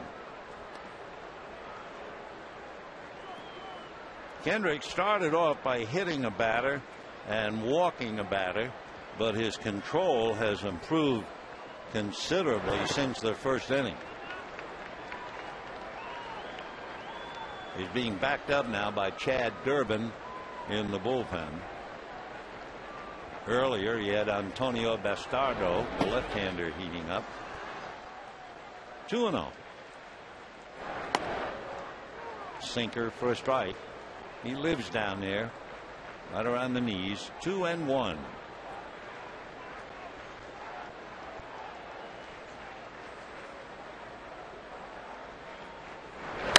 And a line drive by the lunging Rollins into left center. Victorino gets it back in. So Matt Kemp, a leadoff single in the 6th inning. Matt's 2 for 3. And James Loney, who has walked and grounded out, coming up.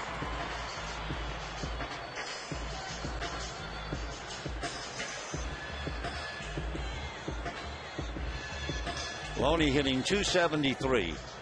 8 home runs, 77 runs batted in. And then Casey Blake.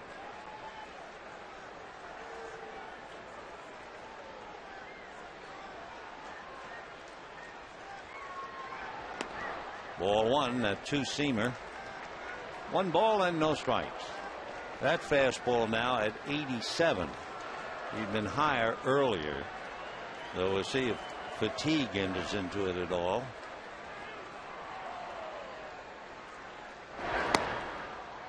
One and one.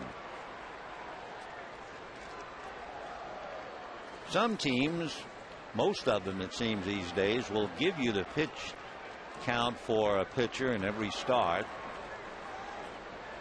The Phillies do not.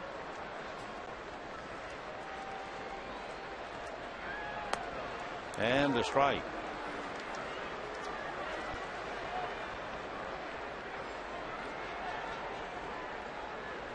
Phillies have been struggling, but their pitching has been great.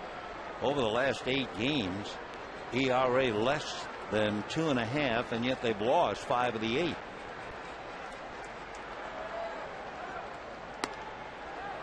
Two and two.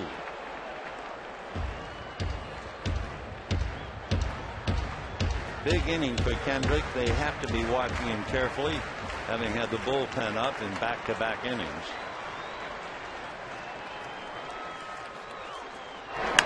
Fouled away. Phillies have a tough moment in the schedule. In other words, they play here Wednesday afternoon. Thursday is an off day, but not for Philadelphia and not for Colorado. Colorado's in San Francisco. Phillies will leave here. Rockies will leave there, and they'll meet Thursday in Colorado. There goes the runner, and there goes the ball. And gone. And the Dodgers get in the game now, trailing 6-4.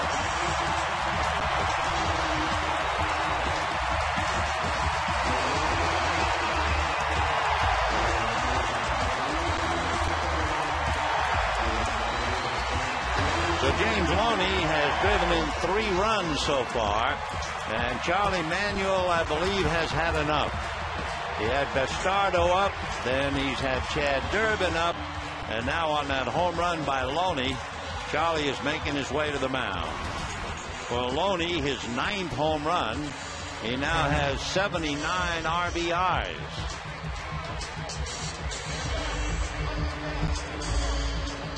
So that'll be all for Kyle Kendrick. They'll go to the bullpen, and we'll be back.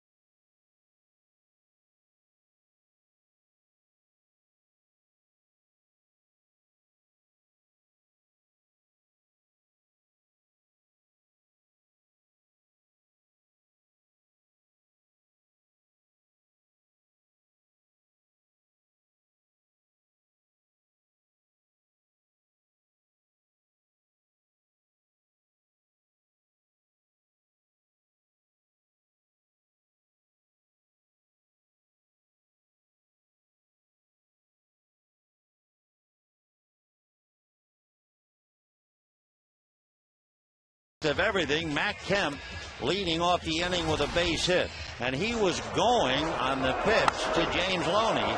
He does a belly whopper. Now he gets up and he said, "What happened to the ball? Where is it? I better go. Oh, wait a minute, it's a home run." So that'll happen every now and then. And so Matt goes back in the dugout carrying home a run. Loney now has driven in 3 of the 4. And it is 6-4 Philadelphia as James talks to Ryan Theriot. Meanwhile, they go to the pen and they bring in Chad Durbin. Makes his home in Baton Rouge, but he was born in Illinois. Grew up, however, in Baton Rouge, Louisiana. Chad is 6'2", 200.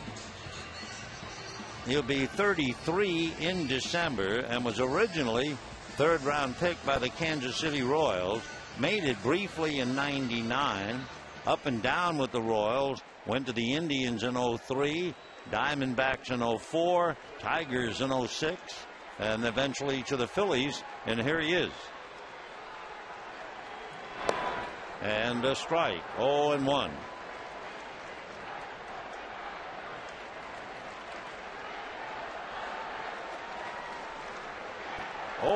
To Casey, batting .255.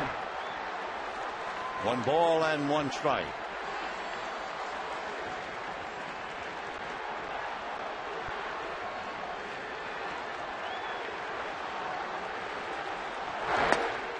Two and 1 to count. Chad Durbin, like so many other pitchers, had Tommy John surgery. That's the encouraging thing for young Steven Strasburg of the Washington Nationals. And there was a note in the paper the other day, 9 of the pitchers in the All-Star game had Tommy John surgery. A drive to left, going back on the ball is Ibanez to pick it off. So Blake hits it deep to left for the out, 1 away, and Ronnie Belliard coming up.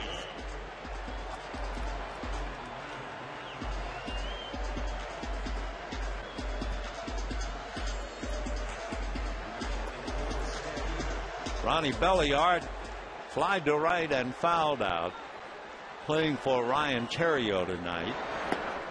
Right, 0-1.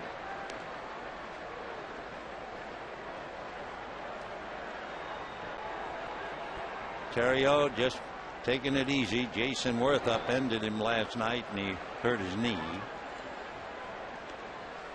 1 ball, 1 strike. Chad Durbin talking about building character as a kid.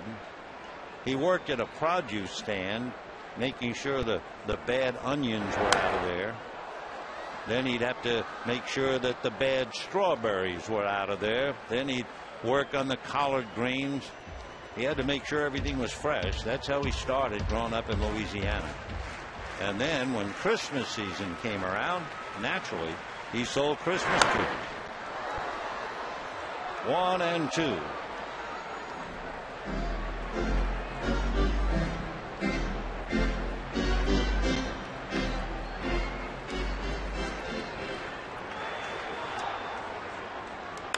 Line drive, whistling down the left field line. Boy, Belliard was all over that thing. And by the time Ibanez picks it up, Ronnie will hold on at second. Ibanez had a little trouble in front of the bullpen gate. So a 1-out double will bring up Rod Barajas. And boy, that thing was really spanked. Here's where Ibanez has it run up his arm. But Belliard held on for 2.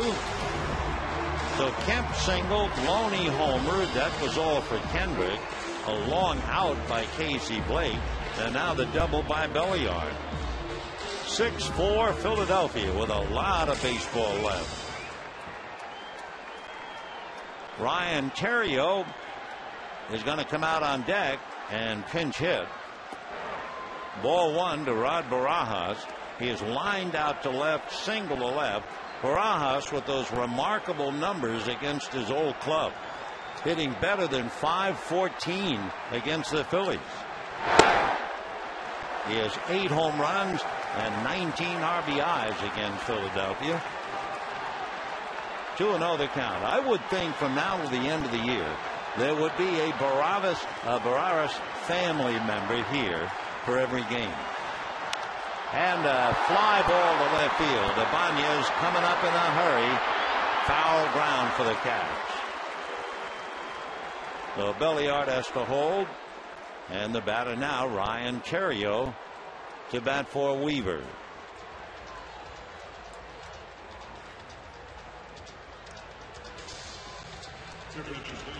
Theriot in last night's game kept his hitting streak alive. He had a walk and then a base hit, scored a run. He's hit safely in 11 straight, batting .290. But he was upended on a legitimate hard slide by Jason Worth in the 8th inning. The leg bothered him. Right now the Dodgers would Like to see him just pick up Belliard and get him home. Ball one. Terrio with 2 home runs, 29 runs batted in. So you have 2 boys from Louisiana, both from Baton Rouge. Chad Durbin on the hill, Ryan Terrio at the plate. Little roller foul. 1-1.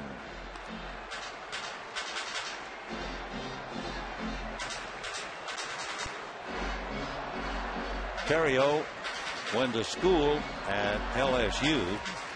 Chad Durbin went to Baton Rouge High School. 1-1.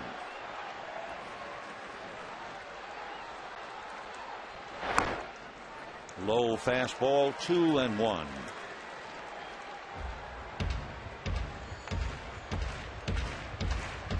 Durbin basically fastball, curve, changeup, and a slider. And popped in the air to right field. Jason Worth is there. So the Dodgers get a little closer. They scored 1 in the 5th, 2 in the 6th, and the Phillies lead 6-4. James Loney hits one into the seats with Matt Kemp aboard.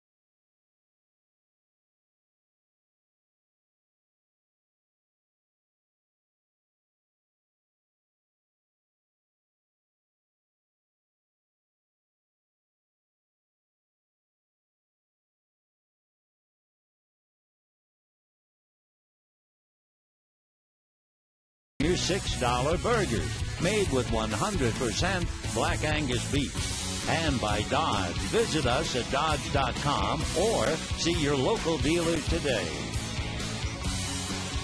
6-4 Philadelphia, and we go to the top of the 7th inning. George Sherrill coming out of the Dodger bullpen, and he'll go up against left-hand hitters Chase Utley and Ryan Howard. There's a right-hand hitter in the mix with Jason Worth, and then you have another left-hand hitter, Raul Ibanez. So Sherrill, in looking at the opposition, Utley is 0 for 1 against him.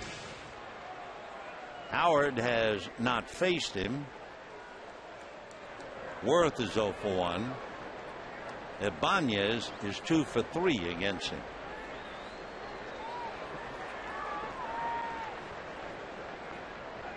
Utley hit by a pitch, single to right, lined out to short. Hit by a pitch in the first inning. Big slow curveball from Carlos Monasterio's got him. 1-0. Just fouled. Utley with 11 home runs. But of course he's had much bigger years, but the injuries really slowed him down. 3 years ago, Utley signed a 7-year deal with the Phillies. That'll carry him through 2013. Fly ball, shallow left, trio of Dodgers, and it will be Posednik. Wow. Out. Holy mackerel, what a play. I mean, he did not slow down for a second. Gee whiz.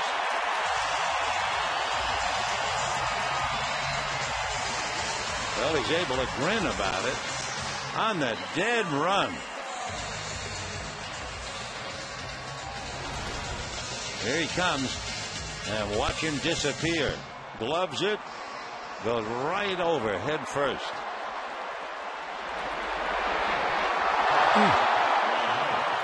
Boy, thank goodness he's okay.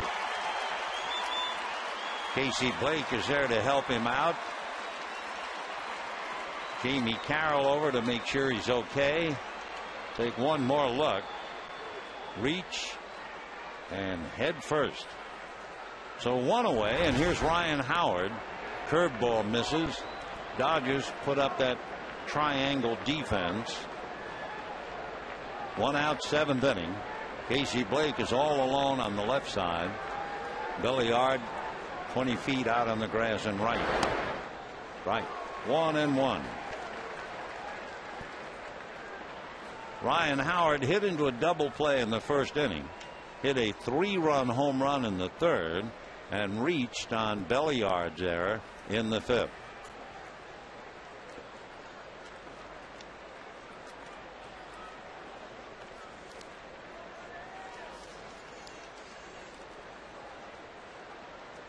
Rookie of the Year, MVP, and 246 home runs later. Ball 3. As we mentioned earlier, he sees more curveballs than any other hitter in the league.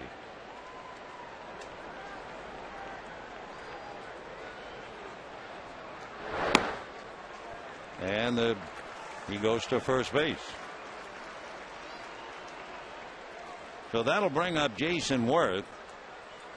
Double, fly to right, hit into a force play. 1 for 3. Worth just 0 for 1 in the past against Sherrill. Jonathan Broxton gets up now in the Dodger bullpen. Naturally, a very big game for the Dodgers. They're trying to cut into Philadelphia's lead in the wild card.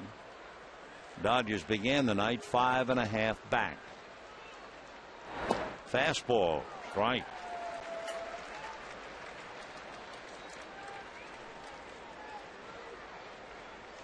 The plate umpire, Tony Randazzo, you saw him gesture. What he was doing was asking the second base umpire, Brian Gorman, to go the other way. That first pitch to Worth, I think Brian Gorman kind of served some kind of as a distraction. He was on the second base or right side of the bag, and now Brian has moved over. 1-1 the count. Naturally, with Sherrill a left-hand pitcher, anybody on that other side of the bag could be a problem. 2-1. And all Tony Randazzo did was tap the top of his head, and Brian Gorman knew right away and moved over.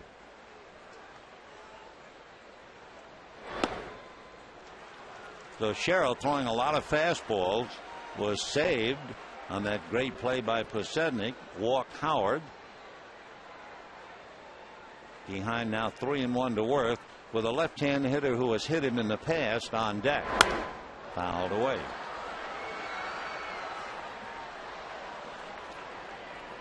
Three and 2.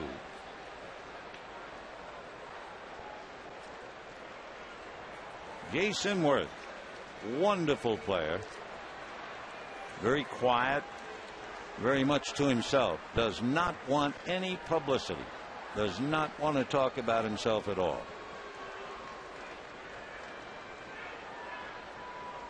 Three and 2.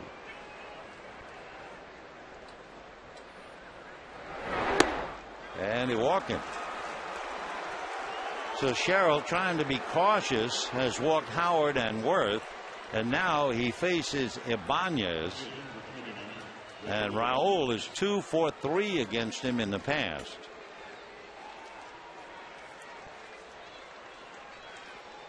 (6-4) Philadelphia, 7th inning. And Rick Honeycutt gone out. We mentioned about Ibanez and his dad. First of all, Raul's from Cuba.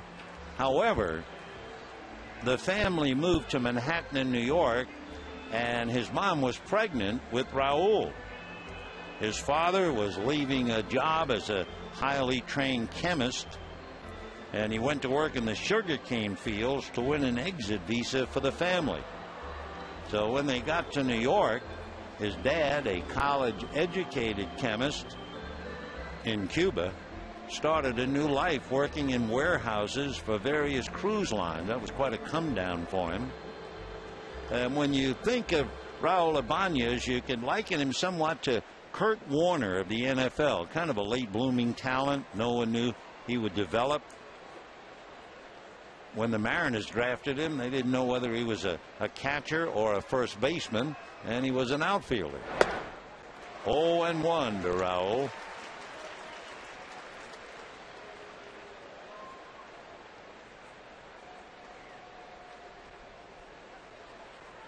Ibanez signed by the Mariners 1992. Popped up, foul ground, no play for Barajas.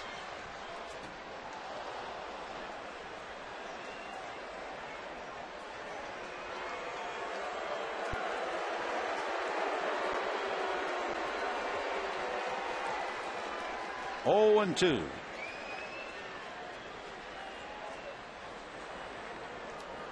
Ryan Howard at second. Jason Worth at first. Ball 1. Kevin Seitzer was a third baseman with the Kansas City Royals, and apparently it was Kevin who had a lot to do with the success of Ibanez, shortening his stroke. Ground ball to the right side. Belliard makes the play, and the runners move up. So second and third, 2 out, 7th inning. Shane Victorino as Raul goes empty-handed back to the dugout. You know what Seitzer tried to teach Ibanez to do? Hit every ball at the shortstop's head. This time he pulled it and hit the ground ball to Belliard. So, okay, 2 down. They're going to walk Victorino and take their chances against Brian Schneider. So in the inning, it means Sherrill, who's been fighting his control anyway, will have walked 3. Brian Schneider has a 3-run home run and walked twice. Schneider is 0 for 1 in the past against Sherrill.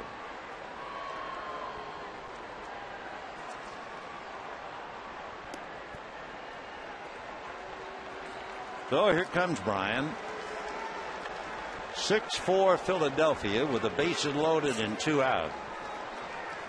Now Schneider's going to be called back for the guy who normally gives the Dodgers a terrible time, and that's the other catcher. Yep, Carlos Ruiz.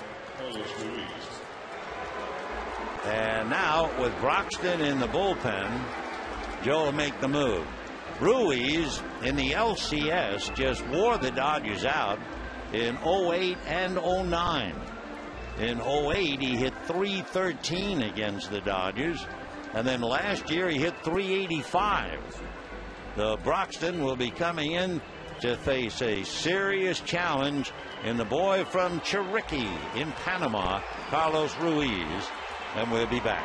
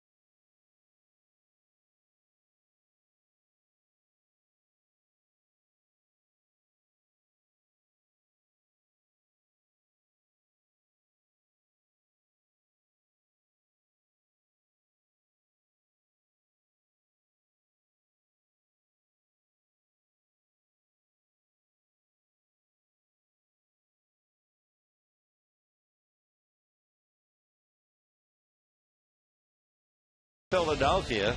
Dodgers scramble back to make it a game 6-4.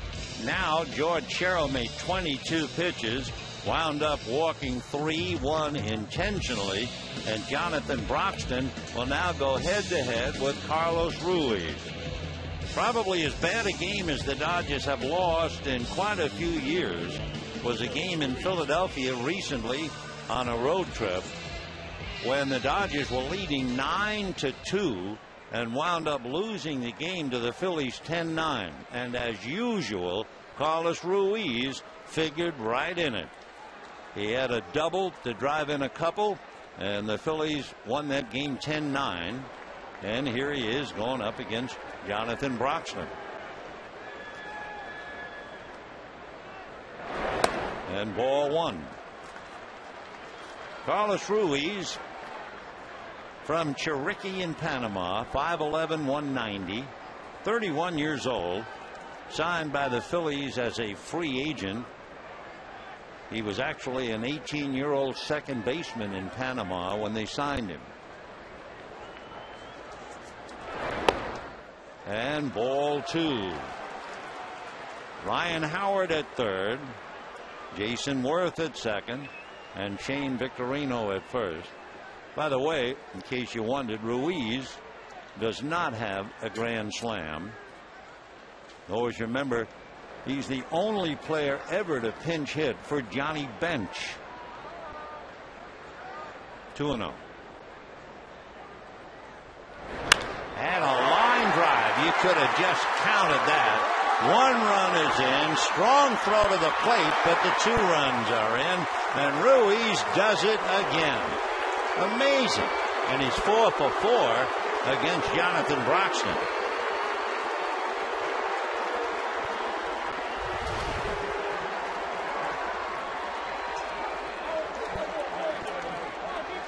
The throw by Plesetnik wide of the plate. Worth scored easily. So Carlos Ruiz comes in to torment the Dodgers yet again. It's 8-4 Philadelphia. Dominic Brown, who made it to the on-deck circle last night. Dodgers brought in Quo, so Charlie pulled him back and sent up Sweeney, who hit into a force play. But now Dominic Brown is coming up, hitting for Chad Durbin.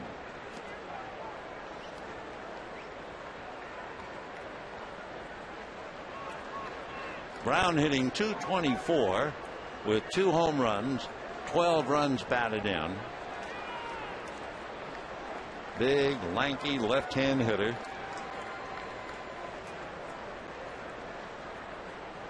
He's 6'5".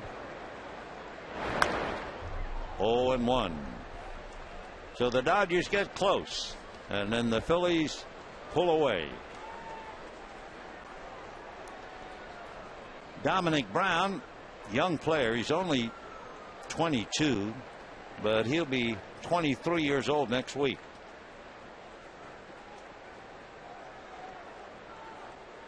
Lives in Georgia, born in Florida.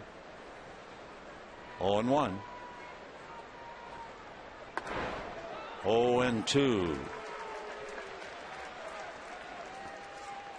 So Jonathan Broxton gives up the base hit. The 2 runs are charged to Sherrill.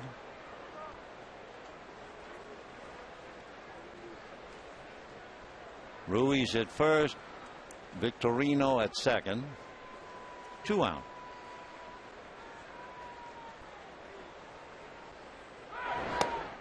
Ball one. Brown hitting .224 with 2 home runs. His high in home runs last year at Clearwater, 11. But they've considered him the top prospect in the Phillies minor league system for the last 2 years. Remember Mudcat Grant? That was his uncle. Check swing. It'll cost him strike 3. However, Broxton gives up the hit to Ruiz, continuing to haunt the Dodgers. It's 8-4 Philadelphia, and the crowd asks now to stay for God Bless America and Take Me Out to the Ball Game.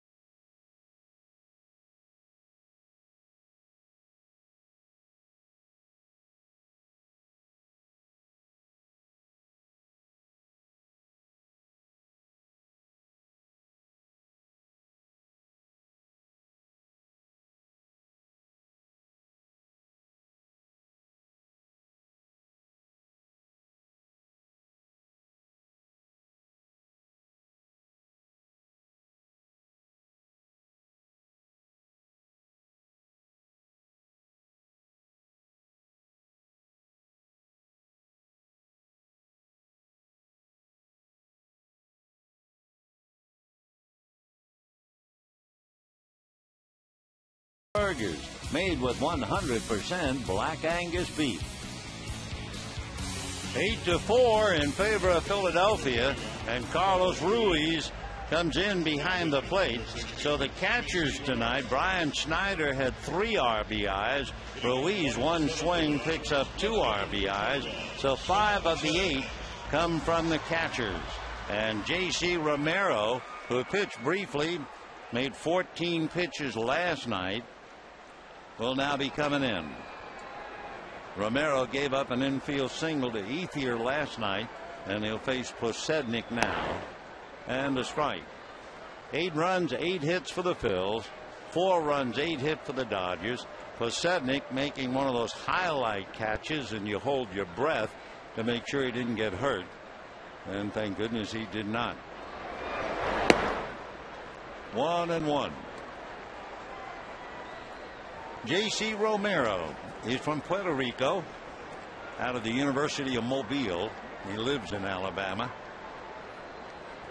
34 years old. Ground ball to the right side up.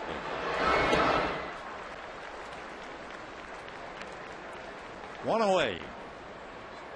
Shortstop number 14, Jamie Carroll coming up, hit by a pitch, singled and grounded out. Romero, when he was in college, was primarily an outfielder who pitched occasionally. He pitched for the World Team in the inaugural Futures game. He also pitched in the Team USA in the Pan American game. Signed by the Minnesota Twins. Jamie hitting .289. On deck, Andre Ethier.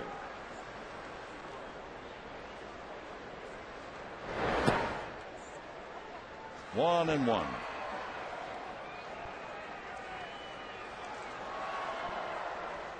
Romero has a nickname, The Rock, among other things.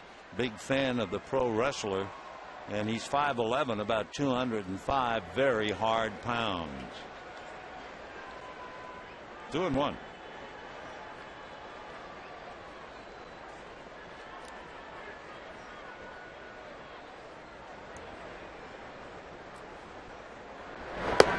In there.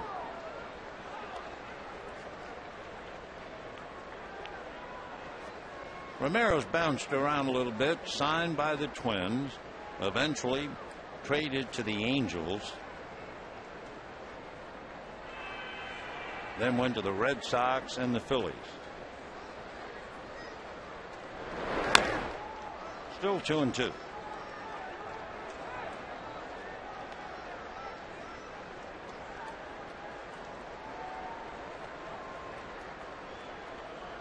Jamie trying to get aboard. One away, 7th inning, 8-4 Phils. Andre Ethier on deck.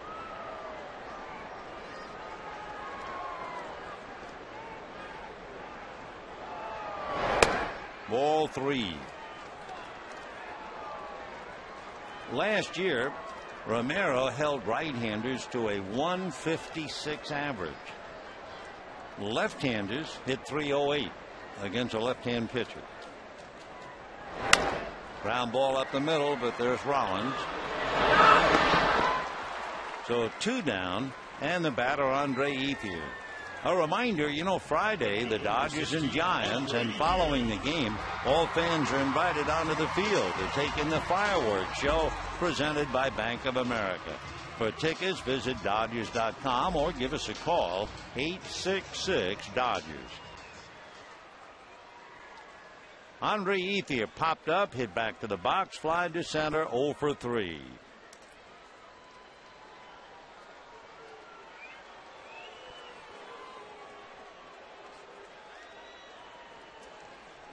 Ethier had an infield single against Romero last night. 0-1 the count.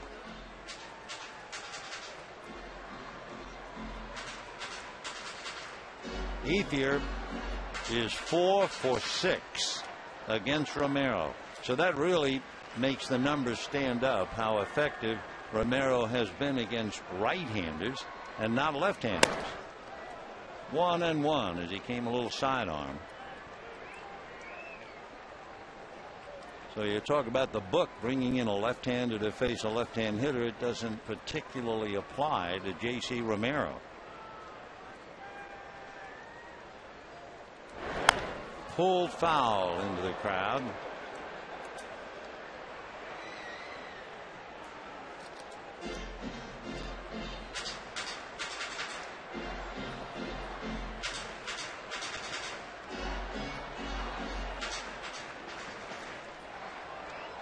Romero at the end of last year had elbow surgery.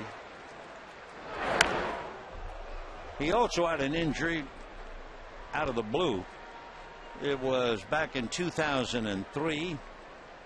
He went into the dugout, sat down inadvertently on a sharp piece of medical equipment protruding out of the trainer's bag, and he suffered 4 stitches in the posterior. 2-2. Talk about a surprise.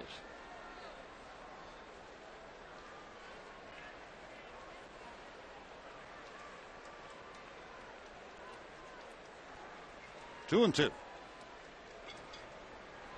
Fastball. Ryan Howard at the other end of it. So that'll do it for the Dodgers. 1-2-3. And at the end of 7, Phillies 8, Dodgers 4.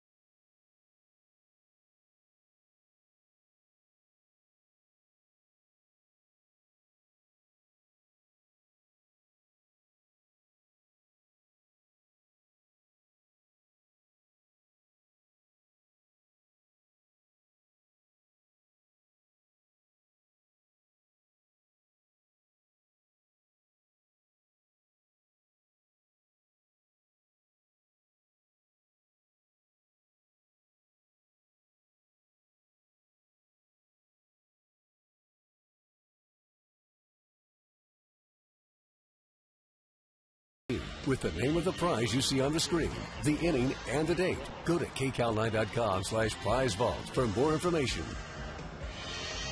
8th inning with the Phillies leading the Dodgers 8-4. Dodgers led 1-0. Philadelphia led 6-1, 6-4, and now 8-4. It'll be Jimmy Rollins, Placido Polanco, and then Chase Utley against Jonathan Broxton, who made 7 pitches in the 7th inning and surrendered that big base hit to Carlos Ruiz.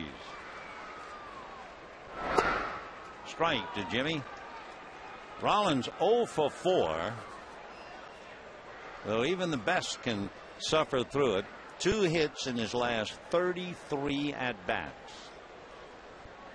0-1. Foul back.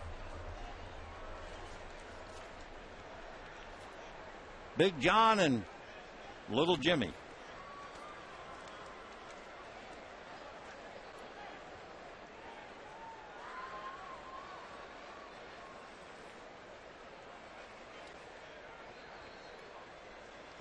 Oh, and 2 to Rollins.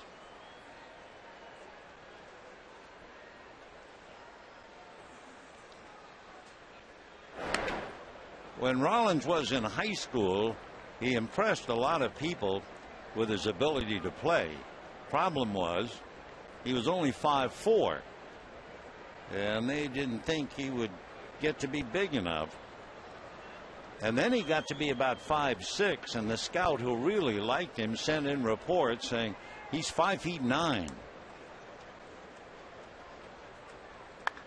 Line foul. Finally, when the top scouts, the cross checker as they call him, saw Jimmy play, it didn't make a difference what size he was. They knew they had a winner. His mom was a competitive fast pitch softball player in the Oakland area, and his dad was a, what do you call him, a doo-wop singer. Jimmy is listed at 5'8", 170. Little ground ball, foul.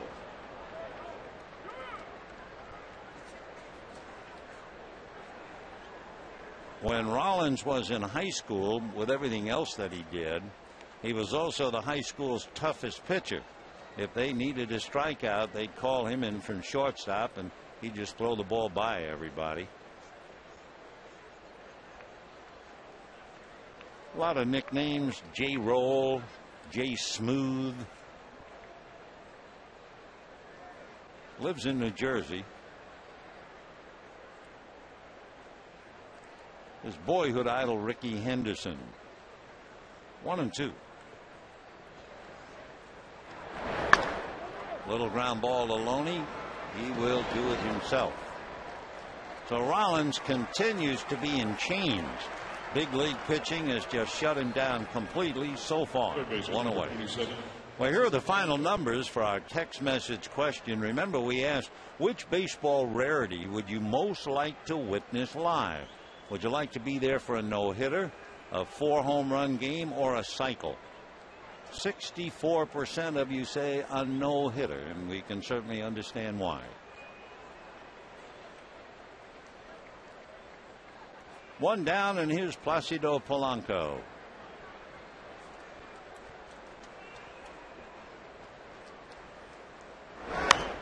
Little flare, foul, no play for Loney. So that'll give us a chance to tell you the Astros beat the Cardinals 3-0, and the Cardinals now are in danger of falling 4 games back of Philadelphia in the wild card. The Giants trying to stay close. They're leading the Rockies 5-2 in the 8th, trying to stay a game and a half back of Philadelphia. And the Padres have just lost their 6th in a row. D-back 7, Padres 4. And again, like last night, the Padres get the early lead and it disappears. However, with all of their problems, San Diego losing 6 in a row, if the Giants can hold on to that 5-2 lead, they'd be 4 back of San Diego and 1.5 back of Philadelphia. 0-2. Polanco batting .308. Polanco wasn't sure whether that went in the dirt, whether he got a piece of it, whether he has struck out. So he paid attendance tonight. 45,164. 45,164. And if you can, sure hope you'll be out here with us tomorrow, a noon game. Roy Oswalt and Clayton Kershaw. Kershaw trying to win his 12th. He's 11-8. Oswalt 9-13, and he's 3-1 since joining Philadelphia. So here's Utley. Try to Pasadena. Strike. Hit by a pitch, single to right, looped out to short, fouled out to left.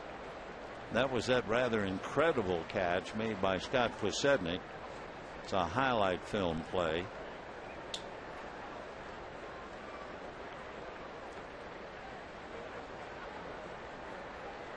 Dodgers in the bottom of the 8th inning. Kemp, Loney, and Blake.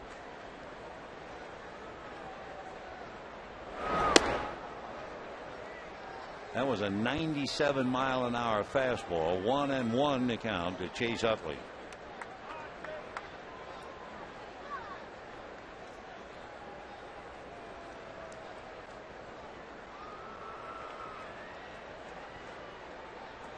1-1.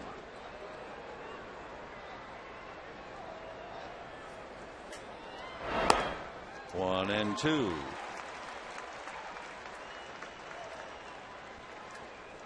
You know, Charlie Manuel paid Chase Utley a great comment. He said the way Chase goes about the game and his mindset, he's the best player I've ever been around, ever. And he said, I used to think Kirby Puckett was the greatest thing since sliced bread. 1-2 to Chase. Well, he's at it again. Just strokes it into center for a base hit. What a wonderful player. And such an inspiration. I mean, no one thought he would come back the way he did in such a short time after thumb surgery. Great player. So Broxton now has given up 2 hits. He has struck out 2. And here is Ryan Howard. Big John facing Ryan Howard in the past. Howard 0 for 7 with 5 strikeouts against Broxton. Triangle is set up on the right side. Casey Blake all alone close to second base. Ball 1.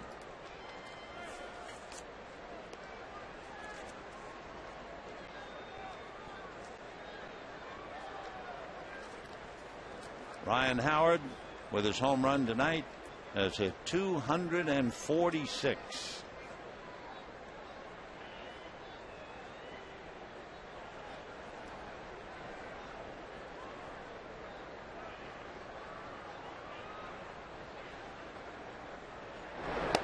One and one. Ryan Howard's grandfather, his mom's father, the late James Black, he was a left-handed hitting first baseman outfielder around Birmingham and played with and against Willie Mays. But the grandfather had a family and a job as a coal miner, so he never pursued baseball as a career. In the dirt, nice save, 2-1.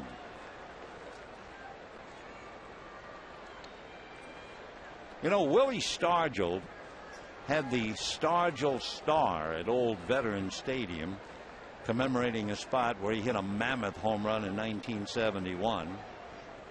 Ryan Howard had his own seat with a big white H on it, where he hit one out of sight. You know who saw both of them? Larry Boa.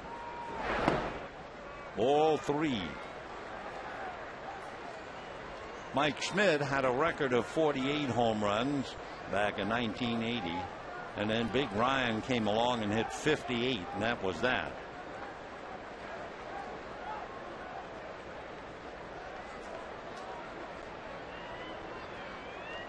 Two years ago, Ryan played every game.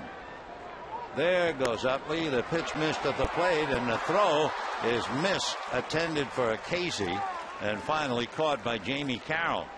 That's pretty tough when you run someone, and the Dodgers have that triangle defense. Here goes Blake. Here comes Carroll. The ball gets by Blake, but there's Carroll backing up. So for Utley, he picks up a stolen base. And a 3-2 count now to Ryan Howard. You have Jason Worth on deck. 2 out.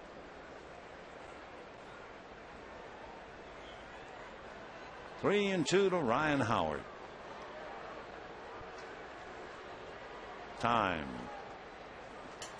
Ryan played a pretty mean trombone in the high school band. Now he's learned to make music with that bat.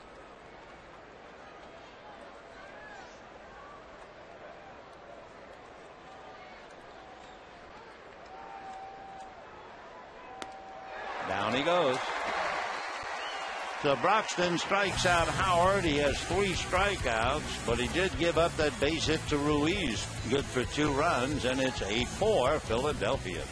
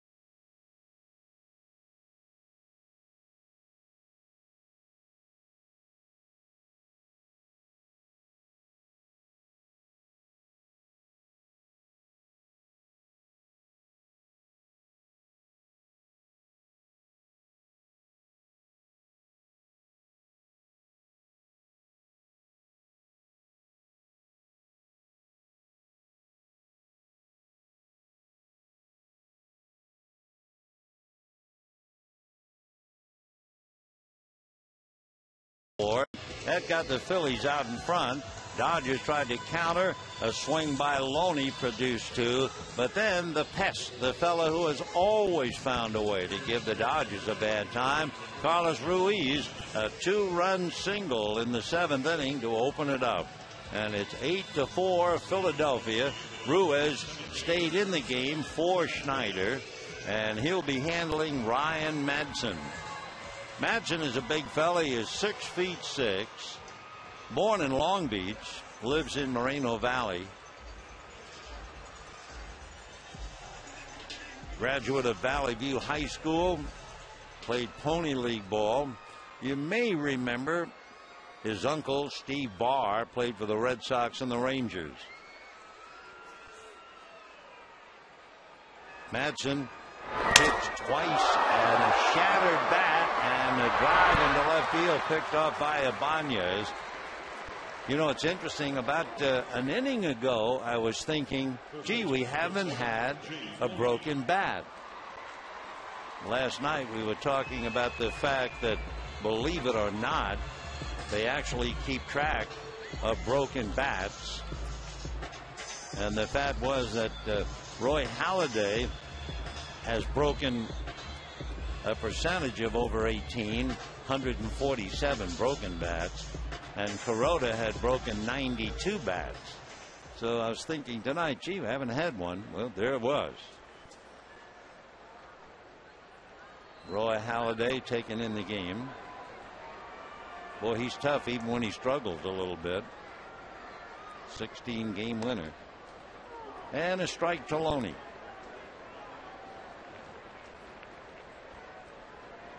James with 3 RBIs tonight, 3 of the Dodgers' 4. 0-2.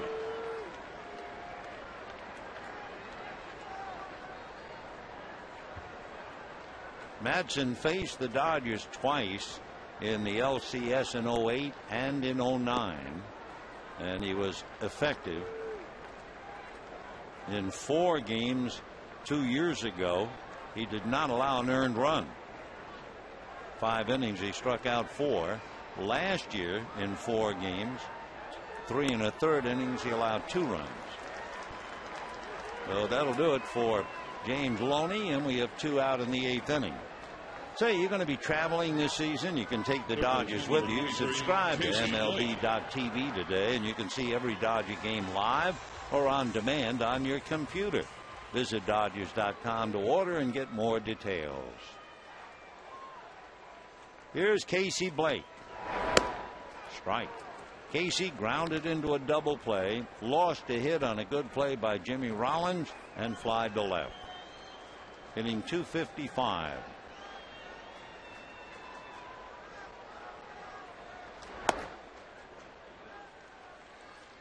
One ball and 1 strike.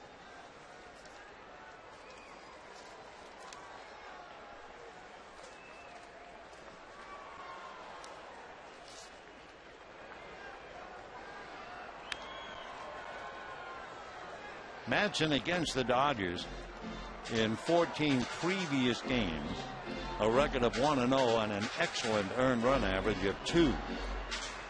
He has made, well, each of his last 9 appearances against the Dodgers have been scoreless.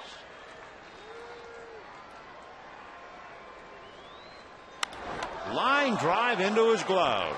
How do you do?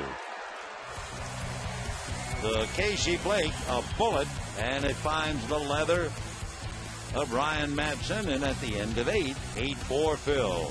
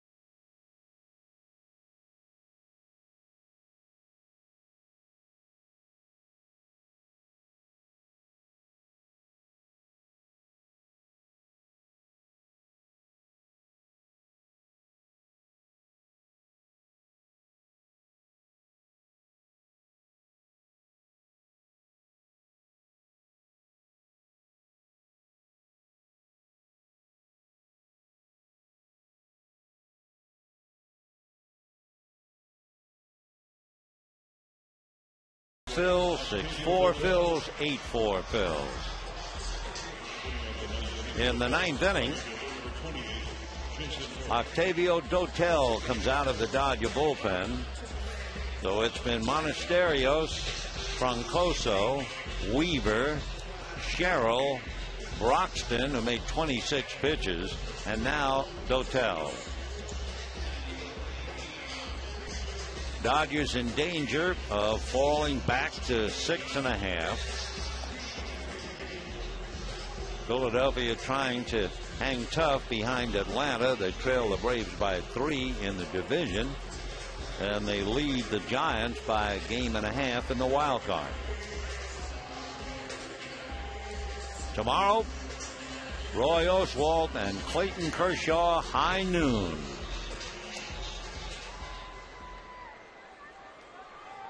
Ninth inning, Jason Worth followed by Raul Ibanez and then Shane Victorino. Ball one. Down in the Philadelphia bullpen, Brad Lidge begins to warm up.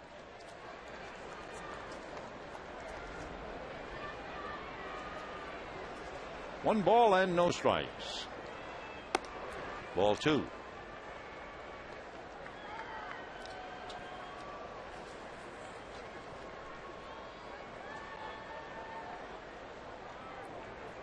Worth has doubled, flied out, hit into a forced play, and walked. 1 for 3.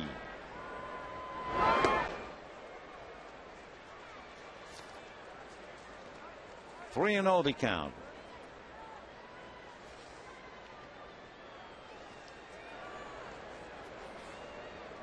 Dotel, the veteran from the Dominican, he'll be 35 in November. Originally signed by the Mets back in 1993. And he walks him.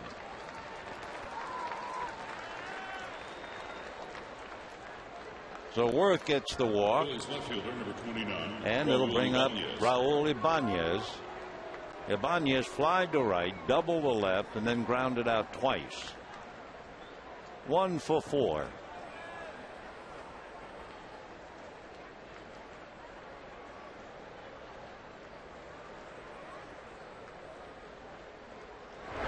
Ball one. Dotel, 2 and 3, 0 and 1 with the Dodgers, ERA of 4 no matter where he's been. With the Dodgers, he's walked 8, struck out 13.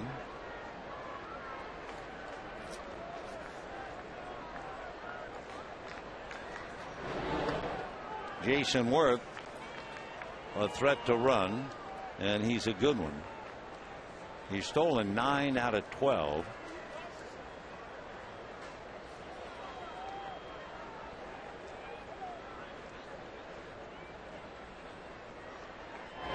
Breaking ball in there. Little slider, 1 and 1 the count. Shane Victorino on deck.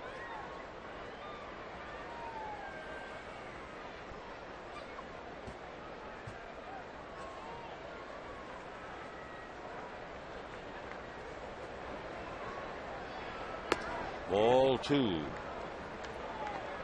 Philly's got 3 walks in the 7th inning. Scored 2 of them.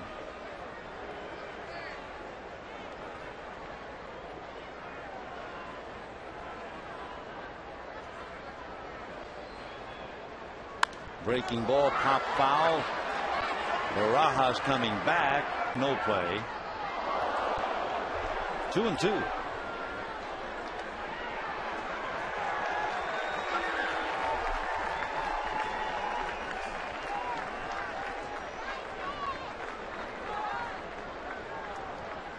Brad Ausmus and Rod Barajas doing the catching.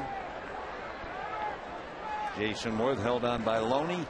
8-4 Phils, top of the 9th. This is the 5th meeting between the two clubs. They have split the previous 4.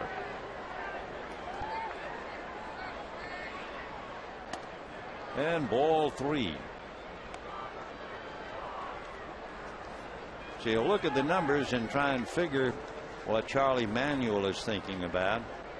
Ibanez has struck out 84 times with way over 500 plate appearances, and Worth has stolen 9 out of 12. So there he goes, and it's fouled away.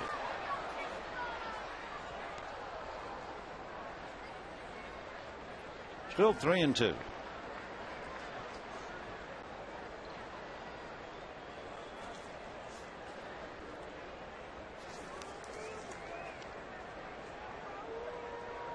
Ibanez has played in 127 games.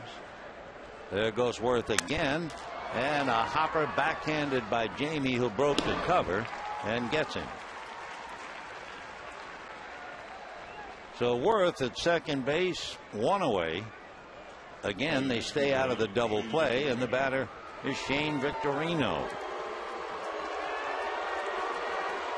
Victorino has walked twice, grounded out, struck out. Crowd letting them know that they remember he was the one who broke up Kuroda's attempted no-hitter.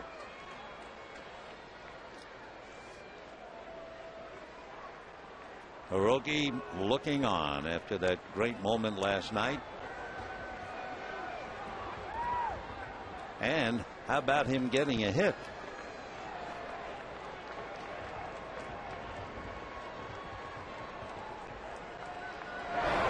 Hiroki Kuroda is now 1 for 46. And he cherished that one. He hit it hard.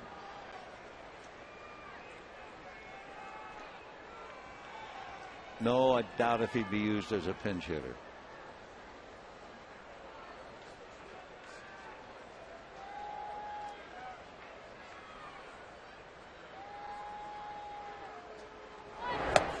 Oh, 2. Dodgers did use a young pitcher. Kenley Jansen came into the game in a pinch hitting role in the 5th inning and lined a single to center for his first major league hit. 0-2 to Shane. 1 out, 9th inning, 8-4 Phils. Jason Worth at second base.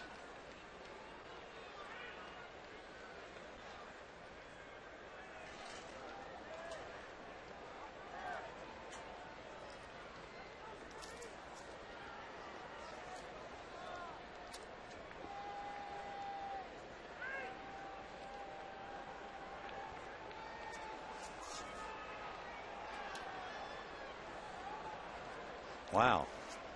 I guess they haven't worked together much and not on the same page. So Barajas going out to talk to Dotel. No balls and 2 strikes to Shane Victorino. When the Dodgers come up in the bottom of the 9th inning, they are due to send up Ronnie Belliard, Rod Barajas, and then we will see about a hitter for Dotel.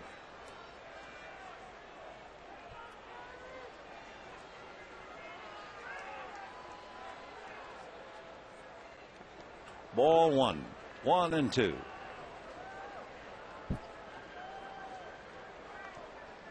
Giants will be here Friday night, Saturday night, and Sunday evening, 5 o'clock. Then the Dodgers go to San Diego and Houston and come to San Francisco before coming back here against Colorado. 2-2 the count to Shane Victorino.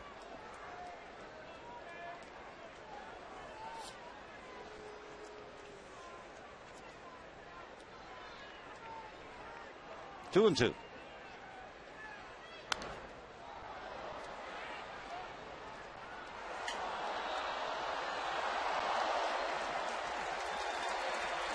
Shane Victorino hanging tough against Octavio Dotel.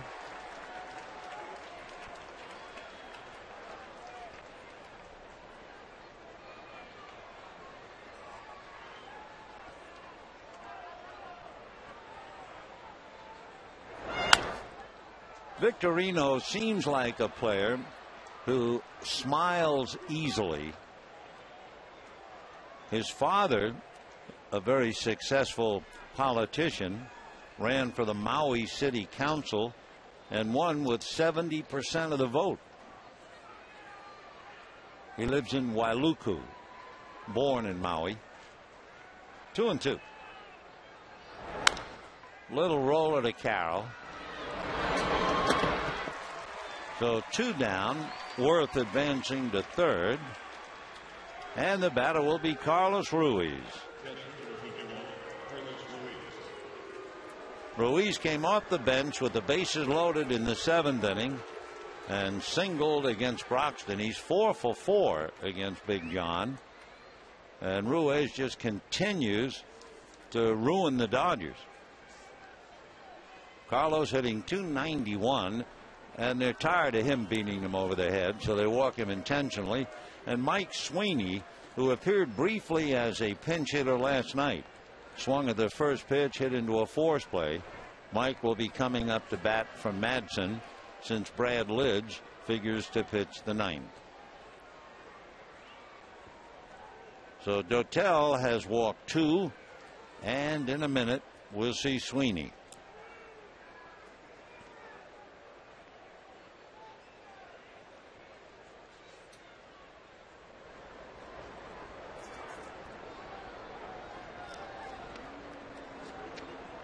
Mike Sweeney coming up with runners at first and third. Sweeney was born in Orange, California, but he makes his home up in Washington. And he was originally drafted by the Royals in 1991 out of Ontario High School. Just turned 37. He had a magnificent career with the Kansas City Royals from 95 through 2007. Then he played for the A's, the Mariners, and now the Phillies. First ball swinging again, 0-1. He's had as many as 29 home runs in the big leagues and as many as 144 runs batted in. That was back in the year 2000 for the Royals.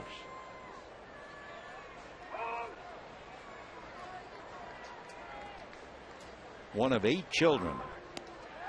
0-2. Looks like you would say, boy, what an aggressive hitter he is. But you know what? In his entire career, with all of his home runs, he has never struck out 100 times. In fact, through his entire career, high in strikeouts, 67. That's all.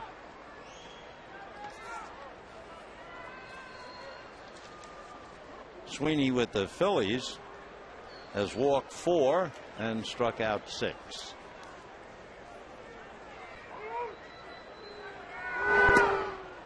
One and 2.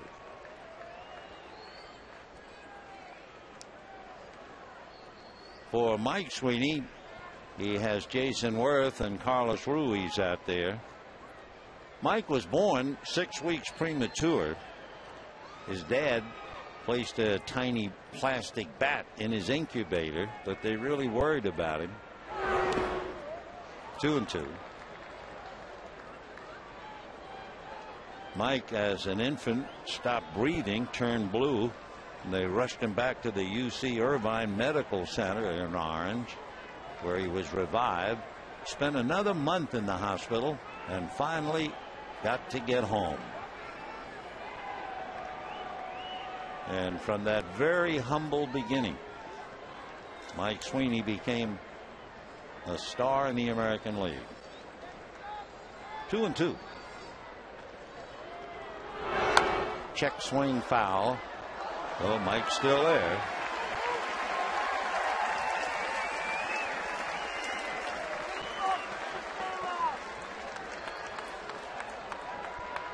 Sweeney, as we mentioned, one of 8 children, and as you can imagine, in a family that didn't have a lot of money, he became the family barber. He cut the hair of most of his brothers and brothers anyway.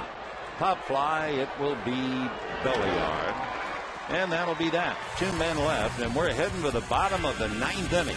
The Phillies 8 and the Dodgers 4.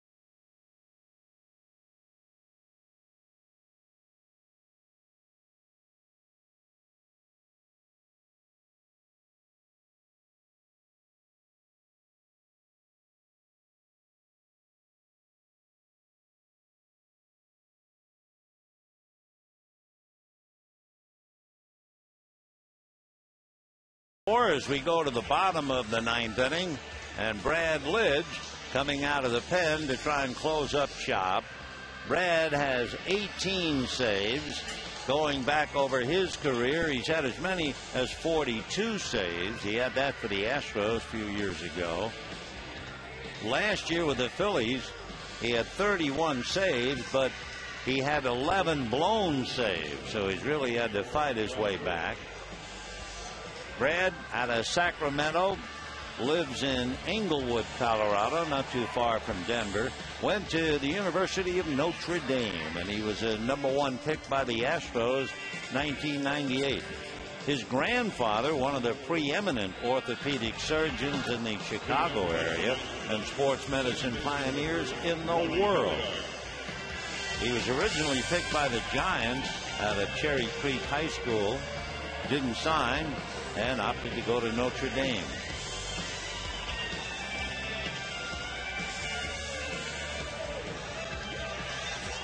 Ronnie Belliard will start it off. Belliard playing second base because Terrio had been shaken up last night. Belliard is flied to right, fouled out, double to left. And ball one. Brad Lidge is 6'5", 210. He'll be 34 2 days before Christmas. 2-0.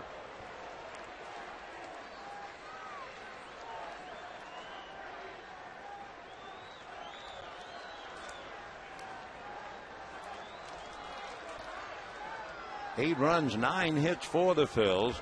4 runs, 8 hits for the Dodgers. That's a strike. For Brad, in looking at the important numbers, strikeouts and walks,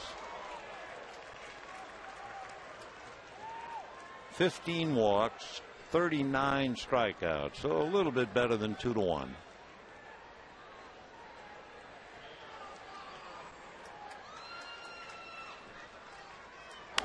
And hammered foul down the line, so it's still 2-2.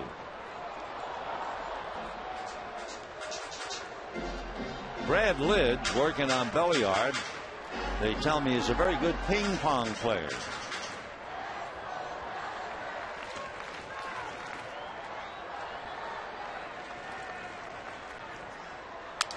Cracked bat, little ground ball. Rollins has plenty of time with Belliard. One away.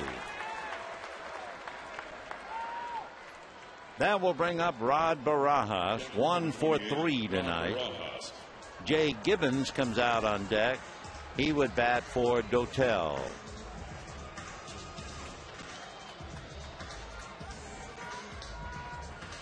Eight for Phils, 1 away in the ninth. Dodgers' last big hit was Loney's home run with a man aboard. They also had a double by Belliard, but they failed to cash him in, and the offense pretty quiet ever since. 9 in a row retired. And ball one to Rod.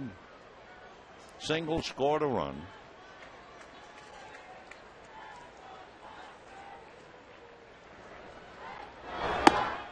Two and 0 to count.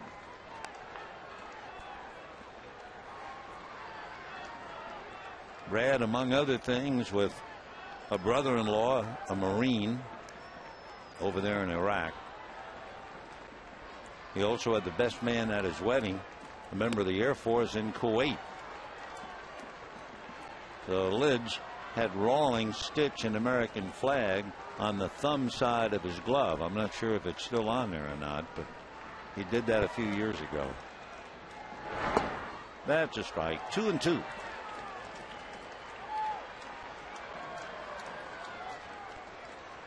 Looking for the flag.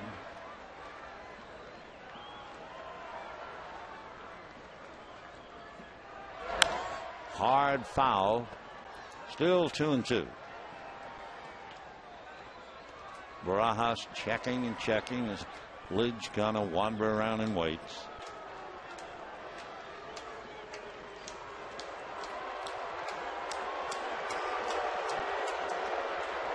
2 balls and 2 strikes.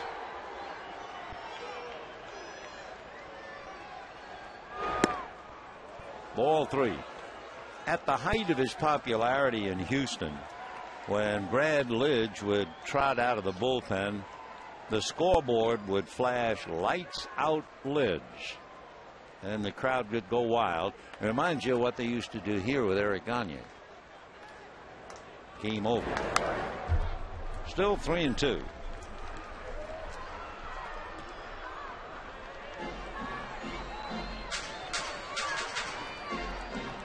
Last we heard about Brad Lidge,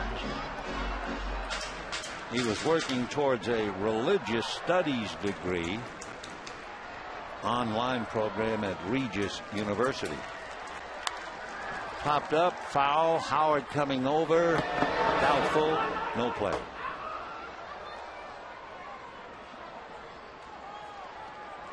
Still 3-2.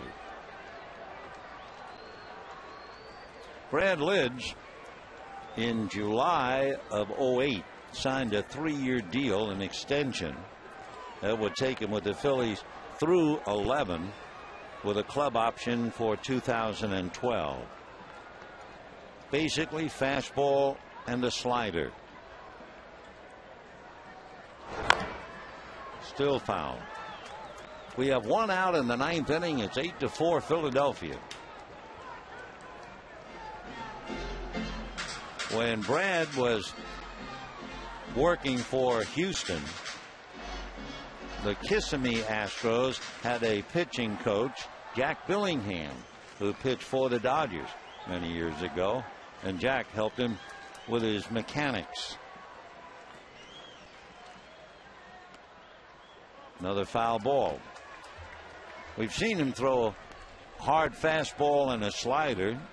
We haven't seen a curveball.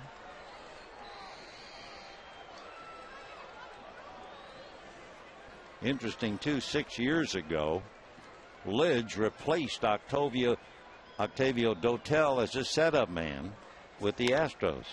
Fly ball to right field. Jay Sinworth. So we have 2 down in the 9th inning. And Jay Gibbons will be coming up to bat for Dotel. So the Dodgers have used Jansen, Cherrio, and now Gibbons as pinch hitters.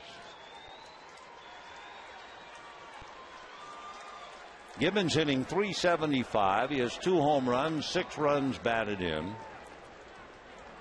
Dodgers down to their last out. Lidge trying to close up shop. 1 ball and no strikes.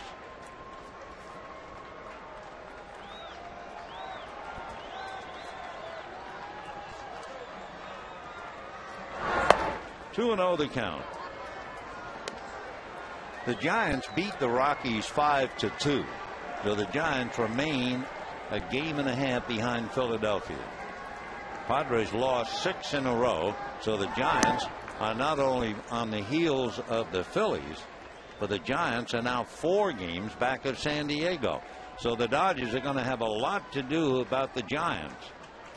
They have 6 games left with San Francisco, 3 here, 3 there. Ground ball to Chase Utley, and that ought to do it. Phillies win at 8-4 tomorrow at noon. It'll be